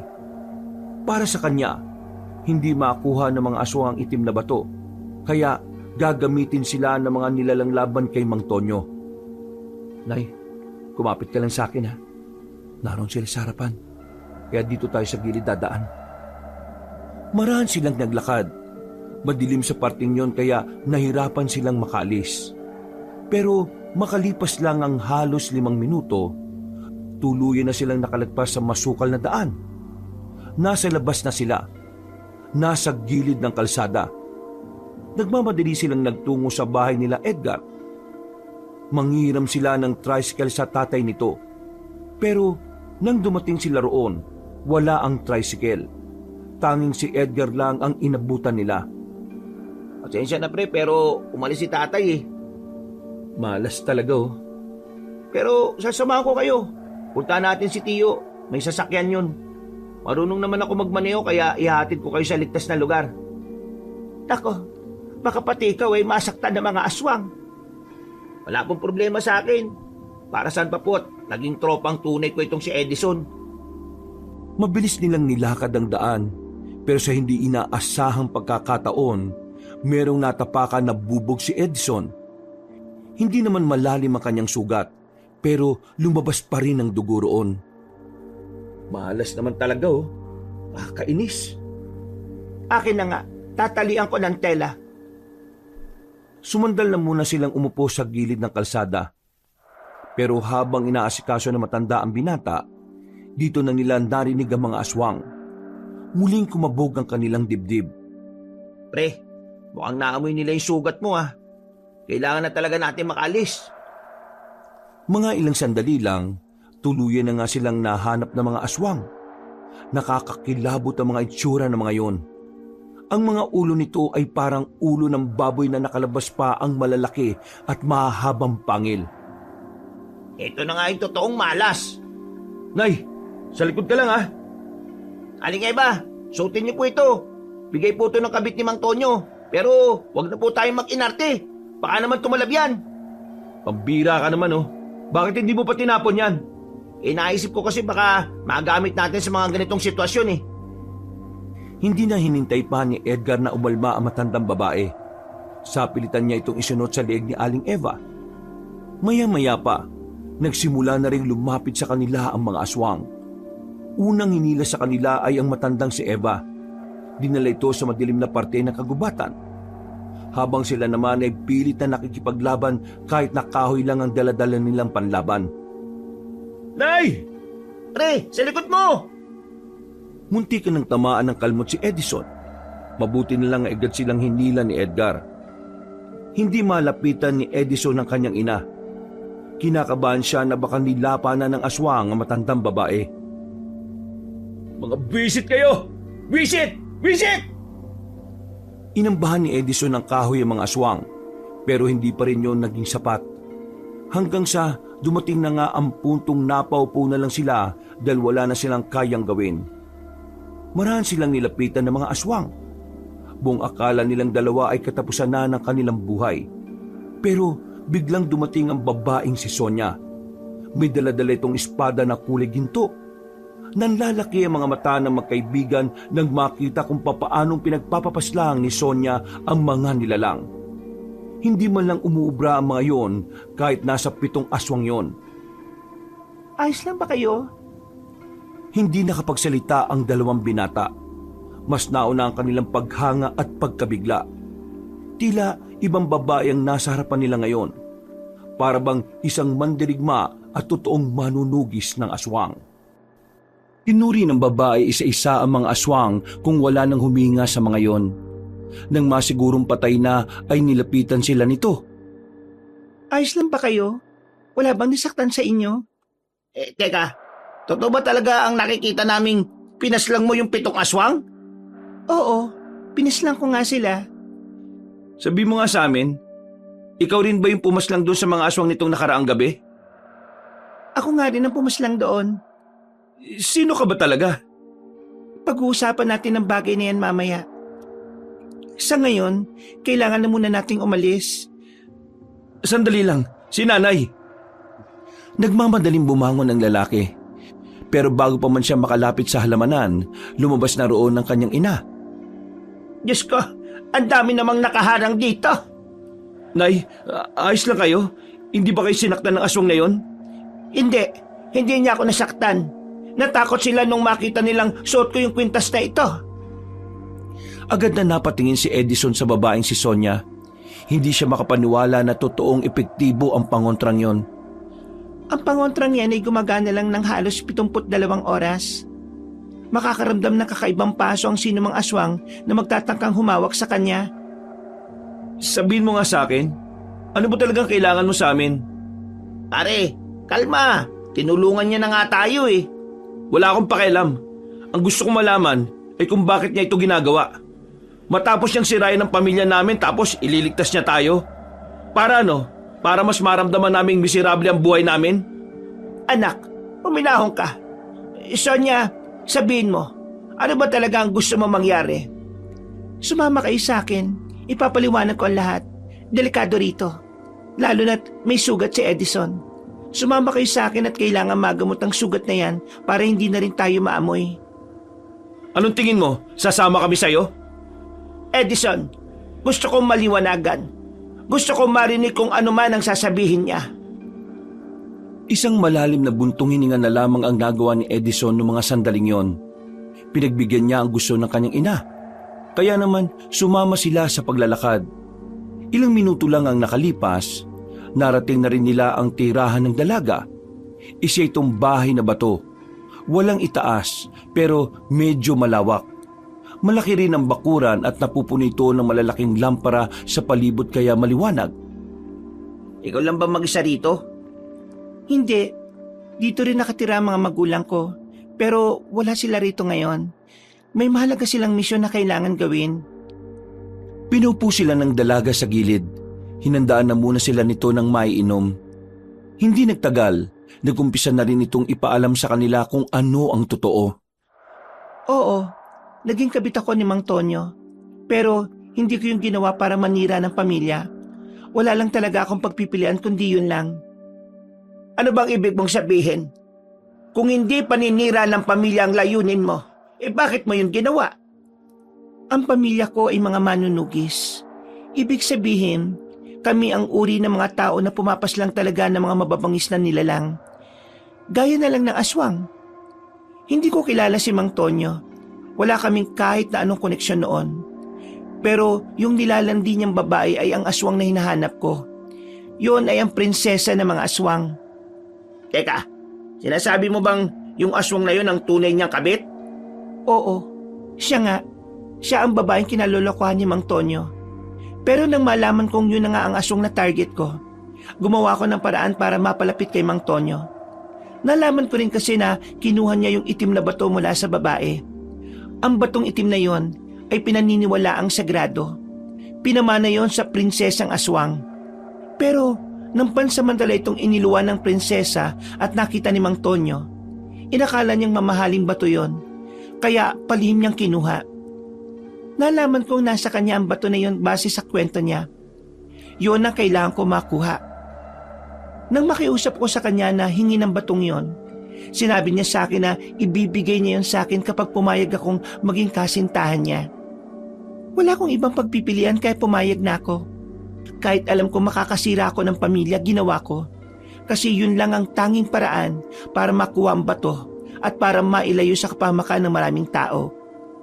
Ang kaso nga lang, nitong nakaraan, ipinagtapat niya sa akin na hindi na niya mahanap kung nasaan ang itim na bato. At ngayon, galit na ang mga aswang. Namatay kasi ang prinsesa dahil sa ginawa niya. Ang batong yun ang tila bumubuhay sa dugo ng prinsesa. At dahil hindi na yun naibalik, yun ang ikinamatay ng prinsesa ng mga aswang. Ano ba meron sa itim na bato na yon? At bakit gustong-gusto nilang mabawi? Ang sagradong bato, pinalulunok ito sa tagapagmana ng mga aswang at iluluwa lamang ito kapag dumating na ang itinakdang panahon. Nais nilang mabawi ang itim na bato ngayon dahil maaari pa rin nilang gamitin ito sa kasamaan kahit wala na ang prinsesa. Ipapalunok ito sa pinakamatandang miyembro ng kanilang angkan at ang miyembro na yon ang siyang mas magiging malakas sa lahat. Una pa lang wala ka talagang intensyon na makasira ng pamilya? Kagaya nga ng sinabi ko, wala akong magawa kundi piliin ang paraan na yon. Naging kabit ako sa sitwasyong hindi ko ginusto. Kung sana, sa una pa lang binigyan niya sa akin ng bato, hindi ako hahantong sa ganoong pamamaraan. Kaso, masyadong tuso at loko-loko si Mang Tonyo. Mahilig talaga siya. At dahil sa pagiging ganon niya, hindi sana matutuon sa baryong ito ang atensyon ng mga aswang. At kayong mag-ina, kayo ang susunod na target ng mga aswang. Gagamitin nila kayo para pilitin si Mang Tonyo na ilabas ang hinahanap nila. Grabe, hindi ako makapaniwala sa mga nalalaman ko. Akala ko talaga nung una, kabit ka lang Ikaw palang tagapagligtas ng sanlibutan. Angas! Ay, sorry. Daldal ko na pala. Gusto ko makipagtulungan kayo sa akin. Ano naman ang gagawin namin? Aling Eva, kailangan niyo po munang umalis sa lugar na ito. Aminin man natin o hindi, kayo ang pinakamadaling makuha ng mga aswang. Meron akong alam na lugar na pwede kayong manatili kung papayag kayo. Kung paraan naman ito sa makakabuti, ay sige, papayag ako. Ikaw Edison, at ikaw rin, pati na rin ang isa pa ninyong kaibigan. Kung papayag kayo, kailangan ko kayo para labanan ng mga aswang. Wala akong kasama sa misyon na ito dahil ang iba kong kasama ay nauna nang namatay nung nakaraan. Kung yung mga kasama mo nga namatay, kami pa kayang wala namang alam sa mga aswang. Kaya nga ituturo ko sa inyo mga dapat nyong gawin. Ano pre? G ka ba? Tandaan mo Edison, kahit pumayag ka o hindi, kasama pa rin kayo sa unang aatakin ng aswang dahil pamilya kayo ni Mang Tonyo. Hanggat hindi sila nakakaganti sa pagkamatay ng prinsesa at hanggat wala sa kamay nila ang itim na bato, kailanman hindi magiging ligtas ang buhay ninyo.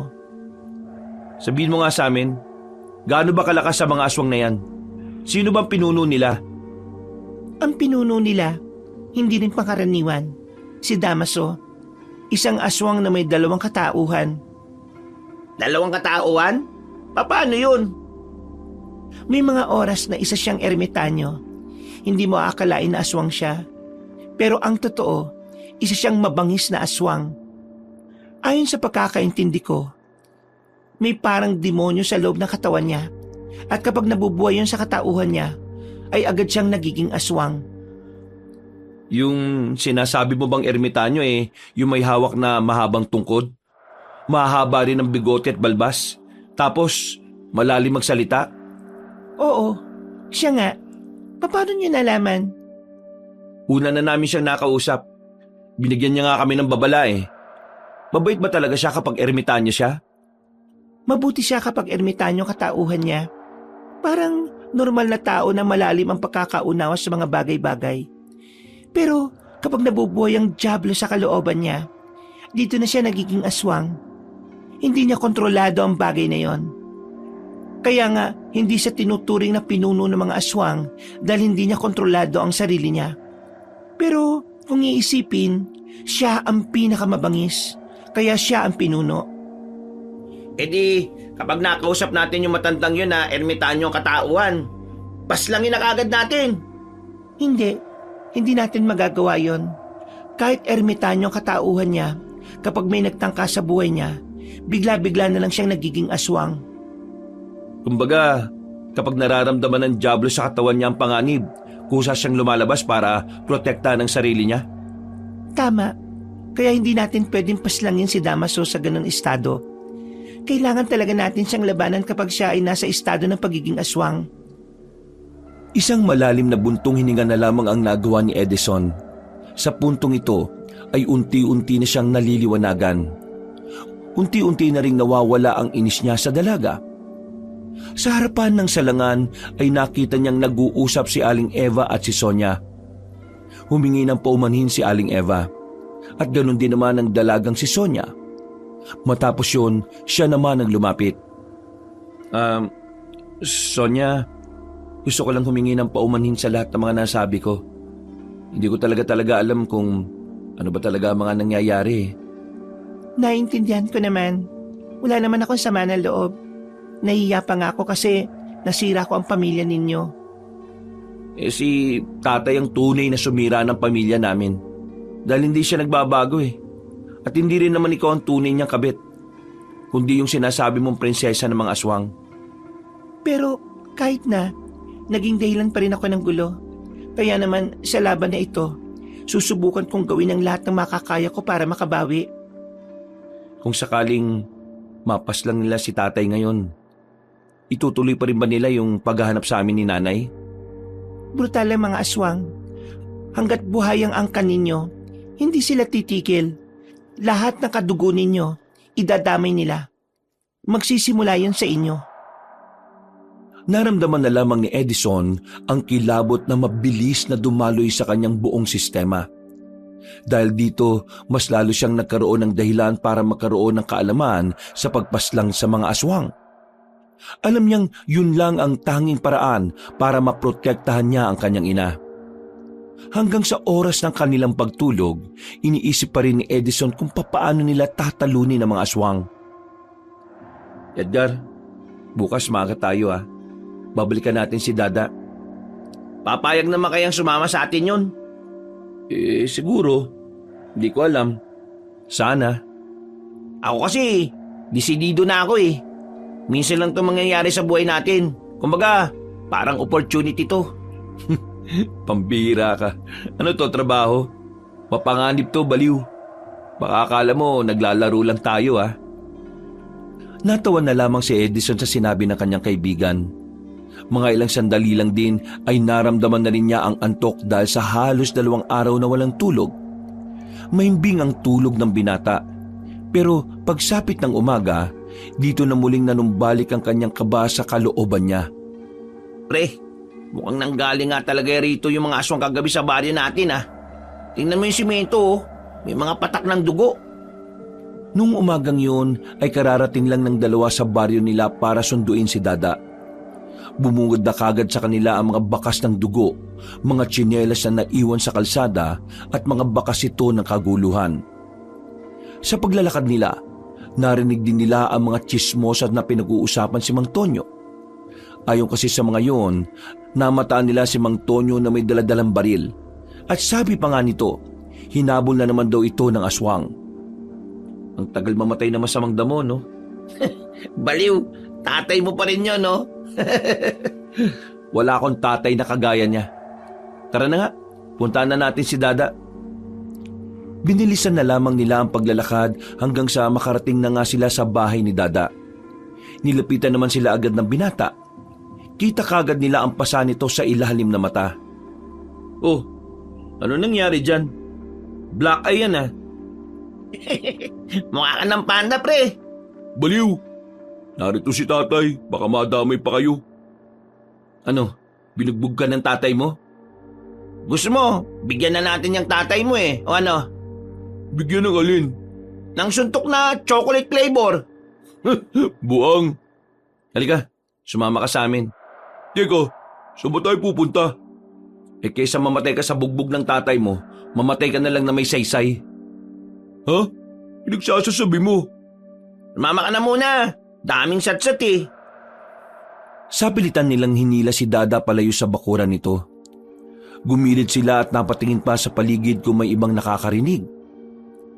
Lalabanan namin ng mga aswang. Sumama ka sa amin.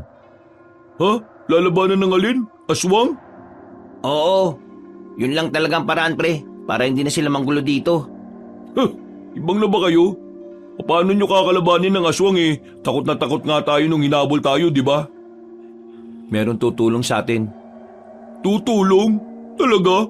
Sino naman? Si Sonia. Sino? Si Sonia? Yung kabit ng tatay mo? Huh, ano to? Joke? Basta, komplikado. Papaliwanag na lang namin sa iyo kapag naroon na tayo. Sa ngayon, gusto naming malaman kung sasama ka ba. Kasi kung hindi, ayos lang naman sa amin. Kapag kami namatay, wala ka na kaibigan. Mas maganda kung sasama ka sa amin para sabay-sabay tayong pumanaw. Uy, para kang siraulo. Paano papayag yan kung ganyan yung mga sinasabi mo? Sige, sasama ako. Wow! Buti naman. Gusto ko patunayan sa tatay ko na hindi ako walang kwentang tao. Ipapamukha ko sa kanya na meron akong kayang gawin. Kapag nakita niya akong nagliligtas ng tao, baka maging proud na rin siya sa akin. Ano man ang dahilan mo, susuportahan ka namin dyan. Di ba pre? Oo naman oh. Yan lagi nanlilibre sa atin eh. Kaya proud tayo dyan. O tara na, balikan na natin sila Sonia. Naglakad na sila paalis. Palabas na sana sila ng baryo nang biglang lumitaw si Mang Tonyo mula sa likuran ng nakaparadang truck. Mukhang balisa ang matandang lalaki. Para itong sabog. Kung saan-saan tumitingin ang mga mata. Aligaga. Litaw na litaw ang epekto ng pangamba nito sa kamatayan. Nasaan ang nanay mo? Kailangan ko nanay mo. Ituro mo sa akin kung nasaan si Emma. Para ano? Para gamitin mo na naman si nanay at pagmukhaing tanga? Edison, anak, tulungan mo ako. Hinahabol ako ng mga aswang. Papatay nila ako. Eh kasalanan mo yan eh. Kung bakit nangyayari yan sa'yo. Huwag mo na kami idamay, no? Anong damay? Damay-damay na tayo rito dahil pamilya tayo. Di ba ang pamilya nagdadamayan? Pamilya? Naisip mo ba yung salitang pamilya nung nakikipaglandian ka sa prinsesa ng mga aswang? Ha? Anong prinsesa ng mga aswang ang pinagsasabi mo? Hindi mo pala talaga alam na ang ninakawan mo ng itim na bato prinsesa ng mga nilalang na balak pumaslang sa'yo. Wala kang alam? Kasi ang alam mo lang maging makasarili. Wala akong pakialam kung ano pa siya. Papatay ko siya. Sige na, aalis na kami. Bahala ka na sa buhay mo. Hindi kayo pwedeng umalis. Dito ka lang. Bitiwan mo nga ako. Kaya ko kayong protektahan. May dala akong barel. Hindi nagdalawang isip ang matandang lalaki na ilabas ang baril nito. Sa puntong ito naman, nakaramdam ng kaba ang tatlong binata. Palagay kasi nila, nawawala na sa tamang pag-iisip si Mang Tonyo. Kaya delikado para dito na humawak ng baril. Huwag mo akong iiwan, Edison. Kasi pag iniwan mo ako... Itinutok ni Mang Tonyo ang baril sa anak. Nanlaki ang mga mata nito. Sa itsura pa lang ni Mang Tonyo ay alam na ni Edison na kaya nitong kalabitin ang gatilyo. Kaya naman, para hindi siya mabaril ng kanyang ama, sinakyan na lamang niya ang gusto nito. Anong tulong ba gusto mo? Uy, hindi siya pwedeng sumama sa atin.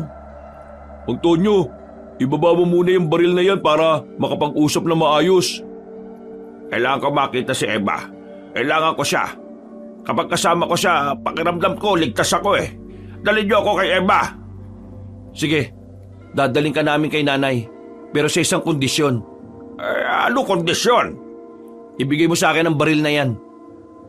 Sa sinabing yun ni Edison ay tila nagbago na naman ang mood ng kanyang ama. Muli nitong itinutok ang baril. Gigil na gigil ito. Ha? Anong akala mo sa akin, tanga? Tapos ano? Kapag nasa inyo na yung baril iiwan nyo rin ako? Hoy, Edison, hindi ako pinanganak kahapon. Alam kong ayaw mo sa akin kaya alam ko rin na may iba kang binabalak. Kinabahan si Edison. Hindi niya inaasahan na ganun mag-isip ang kanyang tatay. Hindi na niya alam kung paano ito pakakalmahin. Pero ang sandaling yon ay natigil nang may narinig silang tinig sa gilid. Isang amang nagtatangka sa buhay ng isang anak. Kahindik-hindik na senaryo. Nakakalungkot. Papaanong nagagawa ng isang amang mga bagay na may panganib na dulot sa anak niya? Hindi ito nararapat. Noong mga oras na yon, mas lalong kinabahan si Edison. Kahit na ermitanyo pa ang katauhan na matandang si Damaso, hindi sila makampante. Alam nilang anumang oras ay maaaring maging aswang ang matandang nasa harapan nila. At sino ka naman, tanda? Ako isang matandang walang higit na pagkakakilanlan maliban sa aking pangalan. Damaso. Damaso pagkakakilala sa akin ang iilan. Narito ako para ikaw ay pigilan. Sa masama mong gawain, dapat kitang mapakawalan. Manahimik ka. Baliw ka yata eh. Ang dami mong sinasabi, hindi ko naman maintindihan. Tunay ngang mangmanga tinutil ang isang taong umahawak ng baril sapagkat ang kanyang tapang ay nakadepende sa gatilyo. Sinabi ng manahimik eh. Kung patay kita ngayon, dami mong sinasabi, lintik ka. Biglang tinutukan ni Mang Tonyo ang matandang lalaki. Naalarma naman si Edison. Naalala niya kasi ang sinabi ni Sonia na lumalabas ang pagiging aswang ni Damaso kapag may nagtatangka sa buhay nito. Mabilis na binangga ni Edison ng kanyang ama. Nakipag-agawan siya ng baril. At maya-maya lang, nakarinig na sila ng putok ng baril. Kabado ang dalawang binata para kay Edison. Hindi nila alam kung kanino katawan ang tinamaan ng bala. Nakita na lamang din kasi nila na meron ng dugo sa lapag. Edison! May tama si Edison! Hindi na nagsayang ng sandali ang dalawang binata. Agad nilang nilapitan ang binatang si Edison. Pagtingin nila ay napagtanto nilang tinamaan ito sa braso. Napakawalang kwenta niyo talaga! Tingnan niyo ginawa niyo sa sarili niyo, anak ko! Wala akong kasalanan dyan! Tumakbo pali sa matandang si Tonyo na daladala ang baril. Habang si Edison naman ay inalalayan nilang makatayo. Sakto naman na may napadaan na tricycle kaya agad nila itong pinara. Bago sila umalis, nakita nila ang matandang si Damaso na nakatingin lamang sa kanila. Tila nagtataka kung ano ang nangyayari. Naitakbo naman nila sa ospital si Edison. Daplis lang naman ang tama. Kaya ilang oras lang din ay nakalabas na rin ang lalaki. Huwag niyo na lang siguro muna kayong maingay kay nanay na nangyari to. Ayaw ko mag-alala siya eh. Paano naman yung matandang aswang kanina? Ang ibig ko sabihin yung matandang si Damaso. Mabuti na nga lang at napigilan ko si tatay sa gusto niyang gawin. Kasi kung natuloy niya yon, biglang magpapalit ng anyo bilang aswang si Damaso. Kahit maliwanag, mapapatay niya tayo nang wala sa oras. Di mas maganda pala talaga kung hindi na siya naging aswang. Yun nga kung hindi biglang lilitaw ang katauhan niya bilang aswang. Base sa sabi ni Sonia yung katauhan niyang aswang ay bigla-bigla na lang ding lumalabas. Siguro, balikan na lang muna natin sila Aling Eva at Sonia. Galingan mo na lang ding magpanggap kunwari walang masakit. Nakapara sila ng sasakyan at agad din naman silang nakabalik sa bahay ni Sonia. Unang tingin pa lang sa kanya ni Sonia ay alam na agad ng babae na may nangyaring hindi maganda. Pero sinenyasan lamang ito ni Edison. Kumusta naman ang lakad ninyo? Eto, buti na lang napapayag namin itong si Dada. Sino ba naman kasi ako para tumanggi, di ba? Kaibigan ko ba nga ito eh. Hindi ko naman hahayaan na sila lang ang lalaban. At saka, may gusto po akong patunayan sa tatay ko. Maya-maya rin ay sisimulan na natin ang pag-iinsayo ninyo. Hanggang kailan pala tayo mag-iinsayo? Hanggat mararamdaman yung kaya nyo na. Nagkakatinginan na magkakaibigan. Mababa ka sa tingin nila ang namumuong pagkasabik. Ngunit naroon din ang kaunting kaba. Bago nila sinimula ng pag-iensayo, inihatid na muna nila si Aling Eva sa isa sa mga kamag-anak ni Sonia. Pansamantalang doon na muna mananatili ang matandang babae hanggat hindi pa natatalo ang mga aswang. Dakong 3:00 ng hapon, nagtungo na sila sa kagubatan. Sinimulan na ni Sonia ang pagtuturo sa 3 anak. Pinahawak ang 3 binata ng kanya-kanyang itak. Mula sa pinakasimpleng galaw hanggang sa pinakamahirap ay itinuro ni Sonia. Hindi naging madali para kina Edison ang pagsasanay na yon. Nahihirapan silang sabayan ng dalaga. Ang alam lang nila ay huwakan ng itak at basta na lamang ihataw. Pagod, ngalay at gutom ang kanilang inabot. Hanggang sa sumapit na nga ang gabi. Lupay-pay silang nakahiga sa damuhan habang nakatingin sa kalangitan. Hindi tayo tatagal sa laban kung mabilis kayo mapagod. Tandaan ninyo, hindi mga tao makakalaban natin, mga aswang. Di hamak na mas malakas sa mga resistensya na mga yon. Kaya dapat, tapatan natin sila o mas mainam pang ang higitan natin. Hindi ka ba naaawa sa akin? Masakit pa nga braso ko eh. Dumudugo pa nga ulit oh. Sa totoo lang, ang ganyang klase ng sugat ay kinakalimutan lang. Ikaw kasi, sanay ka na. Abang kami, hindi. Kaya madali lang naman talaga magsalita eh. Pero may punto naman lahat ng sinasabi ni Sonia. Kailangan nating intindihin yun. Kahit na alam naman nating malayo ang agwat natin sa kanya. Wow! Mukhang maunawain ka ngayon ah. Hindi naman. May napagtanto lang kasi ako sa mga pagmamaltrato sa akin ni tatay. Sige nga, sabihin mo nga sa amin at baka meron kaming matutunan. Naisip ko lang kasi, siguro kaya ako laging ginaganon ni tatay. Dahil nakikita niyang mahina ako. Nakikita niyang hindi ko naman kayang lumaban. O hindi ko kayang ipagtanggol ang sarili ko. Naisip ko nga rin, kung natuto ba akong pumalag sa kanya ng maaga, ganun pa rin kaya ang trato niya sa akin? Siguro hindi. Matatakot sa'yo yun. Ano namang kunik niya sa pinagdadaanan natin ngayon? Kunik? Yung pagiging matatag. Kasi dito sa laban natin, kung una pa lang pinapakita natin sa mga kalaban natin na hindi natin kaya, lalong-lalo nila tayong sisindakin. Alam niyo mga pre, sa mundong ito, ang mahihina ang laging talo. Ang mga walang lakas ng loob ang laging agrabyado. Ito yung natutunan ko kay tatay, na kapag ikaw nang sisindak at nasisindak mo ang isang tao, ibig sabihin nun, malakas ka. Mas malakas ka sa kanya. At kapag ikaw ang nasisindak, ibig sabihin nun, wala kang lakas ng loob. Kaya nga sabi ko sa sarili ko, sa oras na sumama ako sa inyo at nakabalik ako ng buhay, haharap ako kay tatay. Hindi na para maging anak niya lang, kundi para maging isang tao na kaya nang ipagtanggol ang sarili laban sa kung sino man. At kahit pa sa kanya. Sa mga sinabing yon ni Data ay napangiti si Edison at Edgar. Natuwa sila sa kanilang kaibigan. Ito kasi ang unang beses na nagsalita ng ganon si Dada. Kahit ang dalagang si Sonia ay nakikinig na lamang. Sumilay din ang ngiti. Ngayon pa lang pre, proud na kami sa'yo. Parang ginanaan ako bigla Na-motivate ako sa sinabi mo eh. Yung mga sinabi mo, napagtanto ko lang na wala akong karapatan maging mahina. Kaya, pre, salamat Kailangan kasi natin maging malakas eh.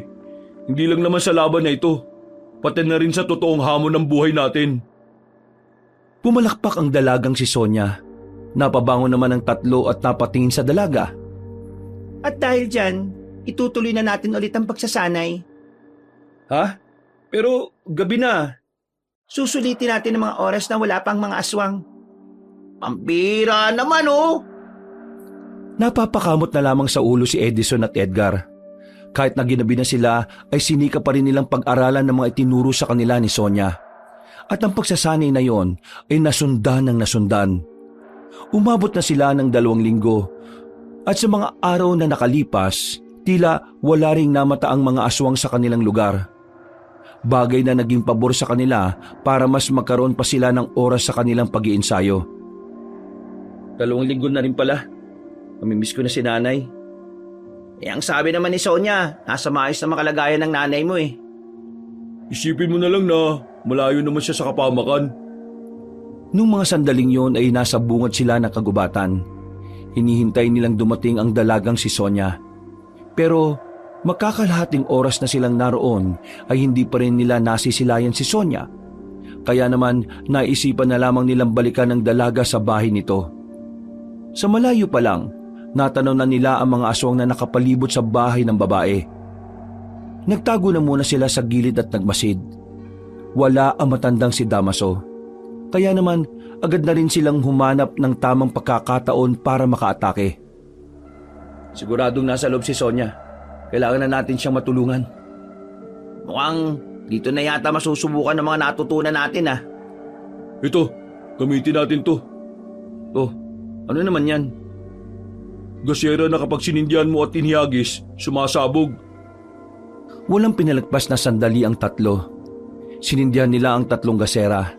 Nang ihagis nila yon sa harapan ng bahay ni Sonia, agad na nasabugan ng mga aswang. Nagliyab din ang katawan ng mga yon.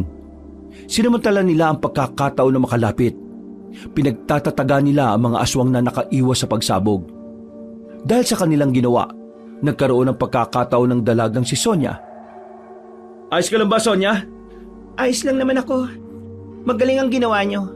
Buti na lang dumating kayo at nakagawa ng paraan. Di mo ba sila kaya? Buwang ka ba? Napapalibutan na siya at mag-isa lang siya. Paano niya kakayanin? Nagtatanong lang naman ako eh. Hinahabol na nila tayo. Bakit ba kasi tayo ang hinahabol? Di ba dapat si Mang Tonyo? Nasa akin ang itim na bato. Teka, paano mo nakuha yan? Akala ko ba hindi na alam ni Papa kung nasaan yan? Sinuyot ko ang bayan. Isa sa mga sanglaan doon ang pinagbenta nito ni Mang Tonyo. Ngayong hawak-hawak na natin ang itim na bato na ito. Ang kailangan na lang natin gawin ay ingatan to para hindi mapunta sa mga aswang. Edison, Edgar, Dada, kailangan natin patayin si Damaso. Alam ko kung nasaan siya ngayon. Matapos nilang masiguro na wala ng buhay sa mga aswang na naroon, agad na rin nilang tinungo ang lugar kung nasaan naroon ang matandang si Damaso. Ang malawak na kakahuyan ang siyang nagsisilbing tirahan na matanda.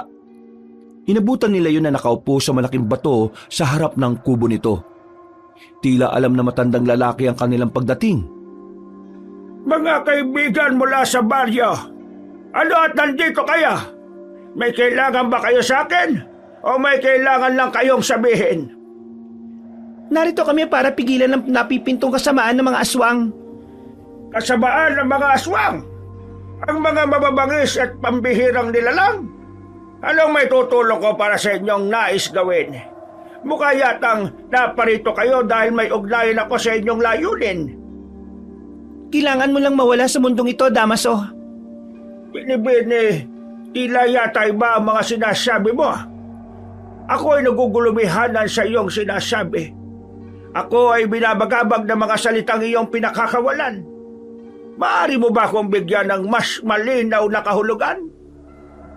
Sa madaling salita, kailangan niyong mamatay. Sonia, hindi ba baka bigla na lang maging aswang ang katauhan niya? Yun na talaga ang mangyayari kaya ihanda na ninyo ang sarili ninyo. Tumayo ang matandang si Damaso. Bahagya itong lumapit sa kanila. Hindi pa rin nawawala ang ngiti nito. Pero iba ang nararamdaman ni Edison sa ngiting yon. May isang katanungan lamang akong nais mabigyan ng kasagutan. Kung kailangan ko mawala sa mundong ito, kakayanin niyo bang gawin yon para sa akin? Napadistansya ang apat nang makita nilang tila ng isay si Damaso. Nag-uumpisa na itong magpalit ng katauhan bilang aswang. Hindi nagtagal, tuluyan na nga itong naging halimaw. Lumabas ang malapad na pakpak na matandang aswang. Naging maskulhad ang katawan. Dumami ang mga ugat na nakaumbok sa mukha nito. naging kulay itim ang lahat ng mga mata nito. Maganda kayo. Tumakbo si Damaso palapit sa kanila. Medyo may kabagalan itong kumilos, kaya naman nagawa pa rin nilang makailag. Pero hindi sila naging kampante. Dahil kahit nagagawa nila itong iwasan, tila hindi naman nakakaramdam ng pagod ang nakakatakot na nilalang. Sa halos 2 minuto nitong paglusob sa kanila, wala silang mahanap na pagkakataon para makatugon sa mga atake nito. Walang mawawala sa focus. Kainis! Hindi siya tumitigil! Takbo lang sila ng takbo. Sa kahit saang pwede nilang mapagtaguan ay sinusuotan na nila. Maya-maya pa, hindi na nga kinaya ni Dada ang pagod. Ito ang unang nakatikim ng malakas na suntok ni Damaso. Tinamaan si Dada sa braso. Pakiramdam ng lalaki ay nabalian siya ng buto sa sobrang sakit. Nang subukan naman itong tulungan ni Edgar, ang binata namang ito ang nasipa. Tumama pa si Edgar sa sanga ng puno. Pagbagsak nito ay tumama rin sa makapal na ugat. Hindi niya ako kakayanin! Di habak ng mga tao lamang kayo! Yun ang akala mo. Mabilis na nakalapit ang babae. Sinamantala nito ang sandaling nakalimot ang aswang. Tinaga ni Sonia si Damaso. Tinamaan naman yon sa tagiliran, pero tila wala man lang nangyari. Akala mo ba mapapatay mo ako ng ganyan? Nagkakamali ka, babae! Ibigay mo na lang sa akin ang itim na bato kung gusto mo pang mabuhay! Mas pipiliin kong mamatay kaysa ibigay sa iyo ang gusto mo. Muling lumusob ang babaeng si Sonia. Pagtaga nito, nahawakan lang ni Damaso ang kanyang kanang kamay. Hinila ng aswang ng malakas si Sonia sabay binalibag. Unang tumama ang likod nito sa lapag. Nang makita ni Edison na nakahandusay na ang kanyang mga kasama, naglakas loob na rin siyang gumawa ng pag-atake. Tumakbo siya at tumungtong sa bato at lumundag siya ng mataas. Itatarak na sana niyang itak sa dibdib ng aswang. Ang kaso nga lang ay nagawa siyang ilaga na matanda nang bigla itong lumipad. Hindi nagpatinag si Edison. Mabilis niyang dinukot ang tirador na nasa bewang niya. Binalahan niya yon ng malaking bulitas. Tinamaan niya sa mata si Damaso na naging dahilan para bumagsak ito sa likod ng mga puno. Ayos lang ba kayo? Sira ulo! Sa likuran mo! Nang lumingon si Edison, nakita niyang papalapit na sa kanya si Damaso. Mabuti na lamang kinuha rin ni Dada ang tirador nito. Kahit masakit ang braso ay agad niyang binalahan din ng bulitas. Tinamaan ito ng lalaki sa bandang leeg. Napatigil ang halimaw.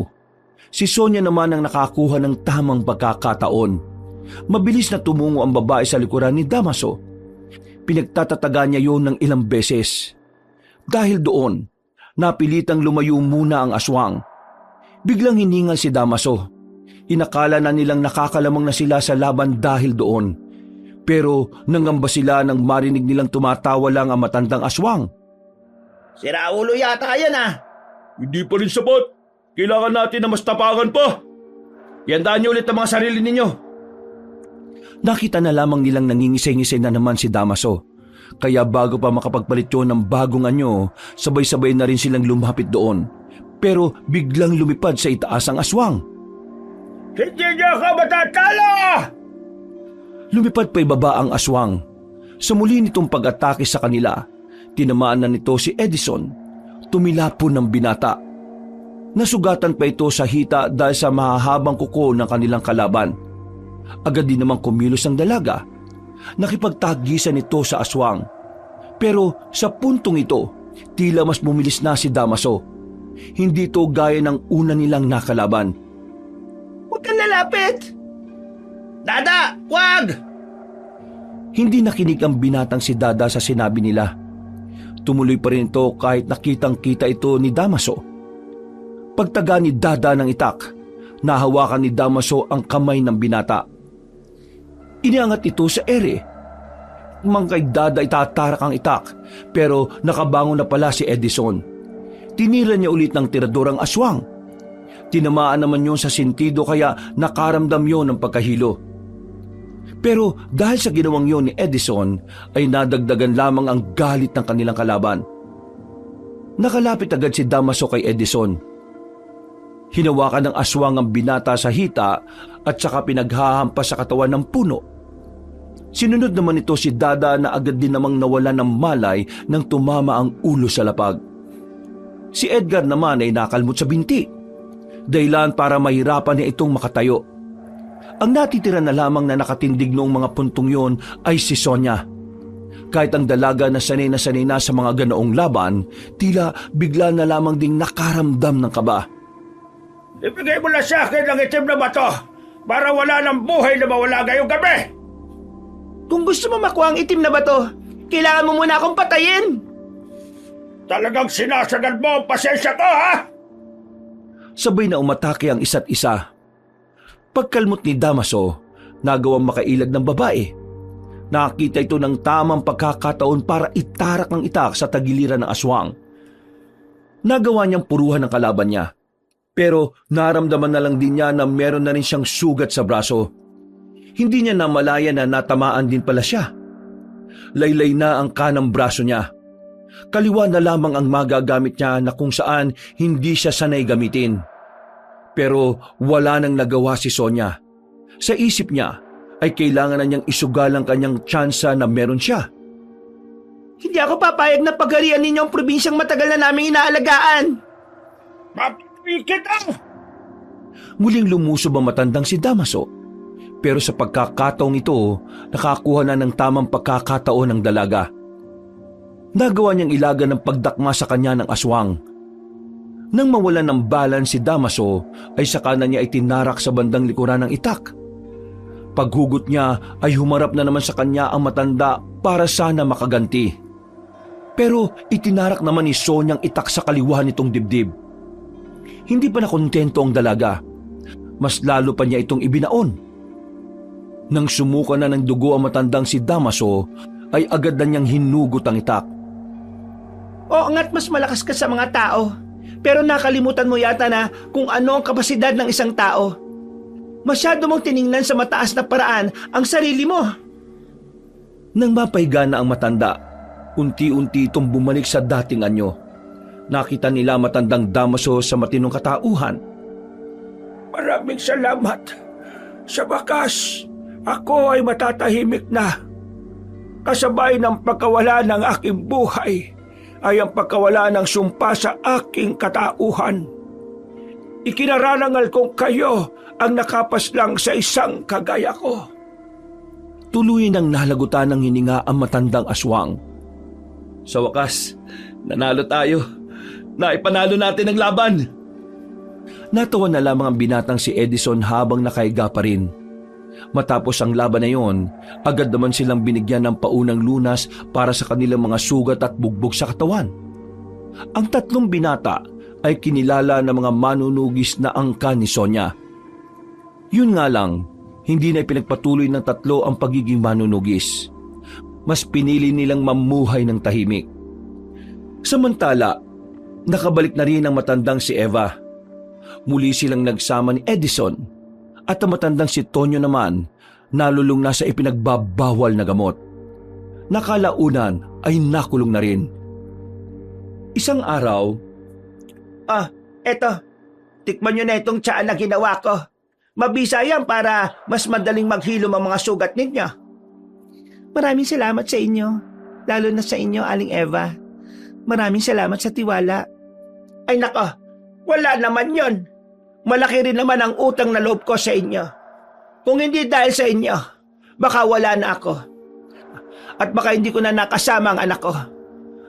Kung ano man ang nangyari sa nakaraan, kalimutan na natin. Ang mahalaga, ang bago nating samahan. Hindi ba, Edison? tama ka, Nay. Kahit na hindi kami magiging manunugis pa, magiging makakaibigan pa rin tayo. Sonya, dadalo-dalo kami minsan sa iyo, ha? Oo naman, walang problema. Ngayong wala ng mga swang, baka naman pwedeng mag-inom na tayo ulit. Tawanan at kwentuhan ang maririnig ng mga sandaling yon. Masaya silang lahat dahil sa wakas, wala na silang iniisip na panganib. Kapag iniisip ni Edison ang mga nangyari, hindi pa rin siya makapaniwala na ang lahat ng yon ay kinaya nila. Sa isip-isip niya, mas malakas nga talaga ang kabutihan kung ito ay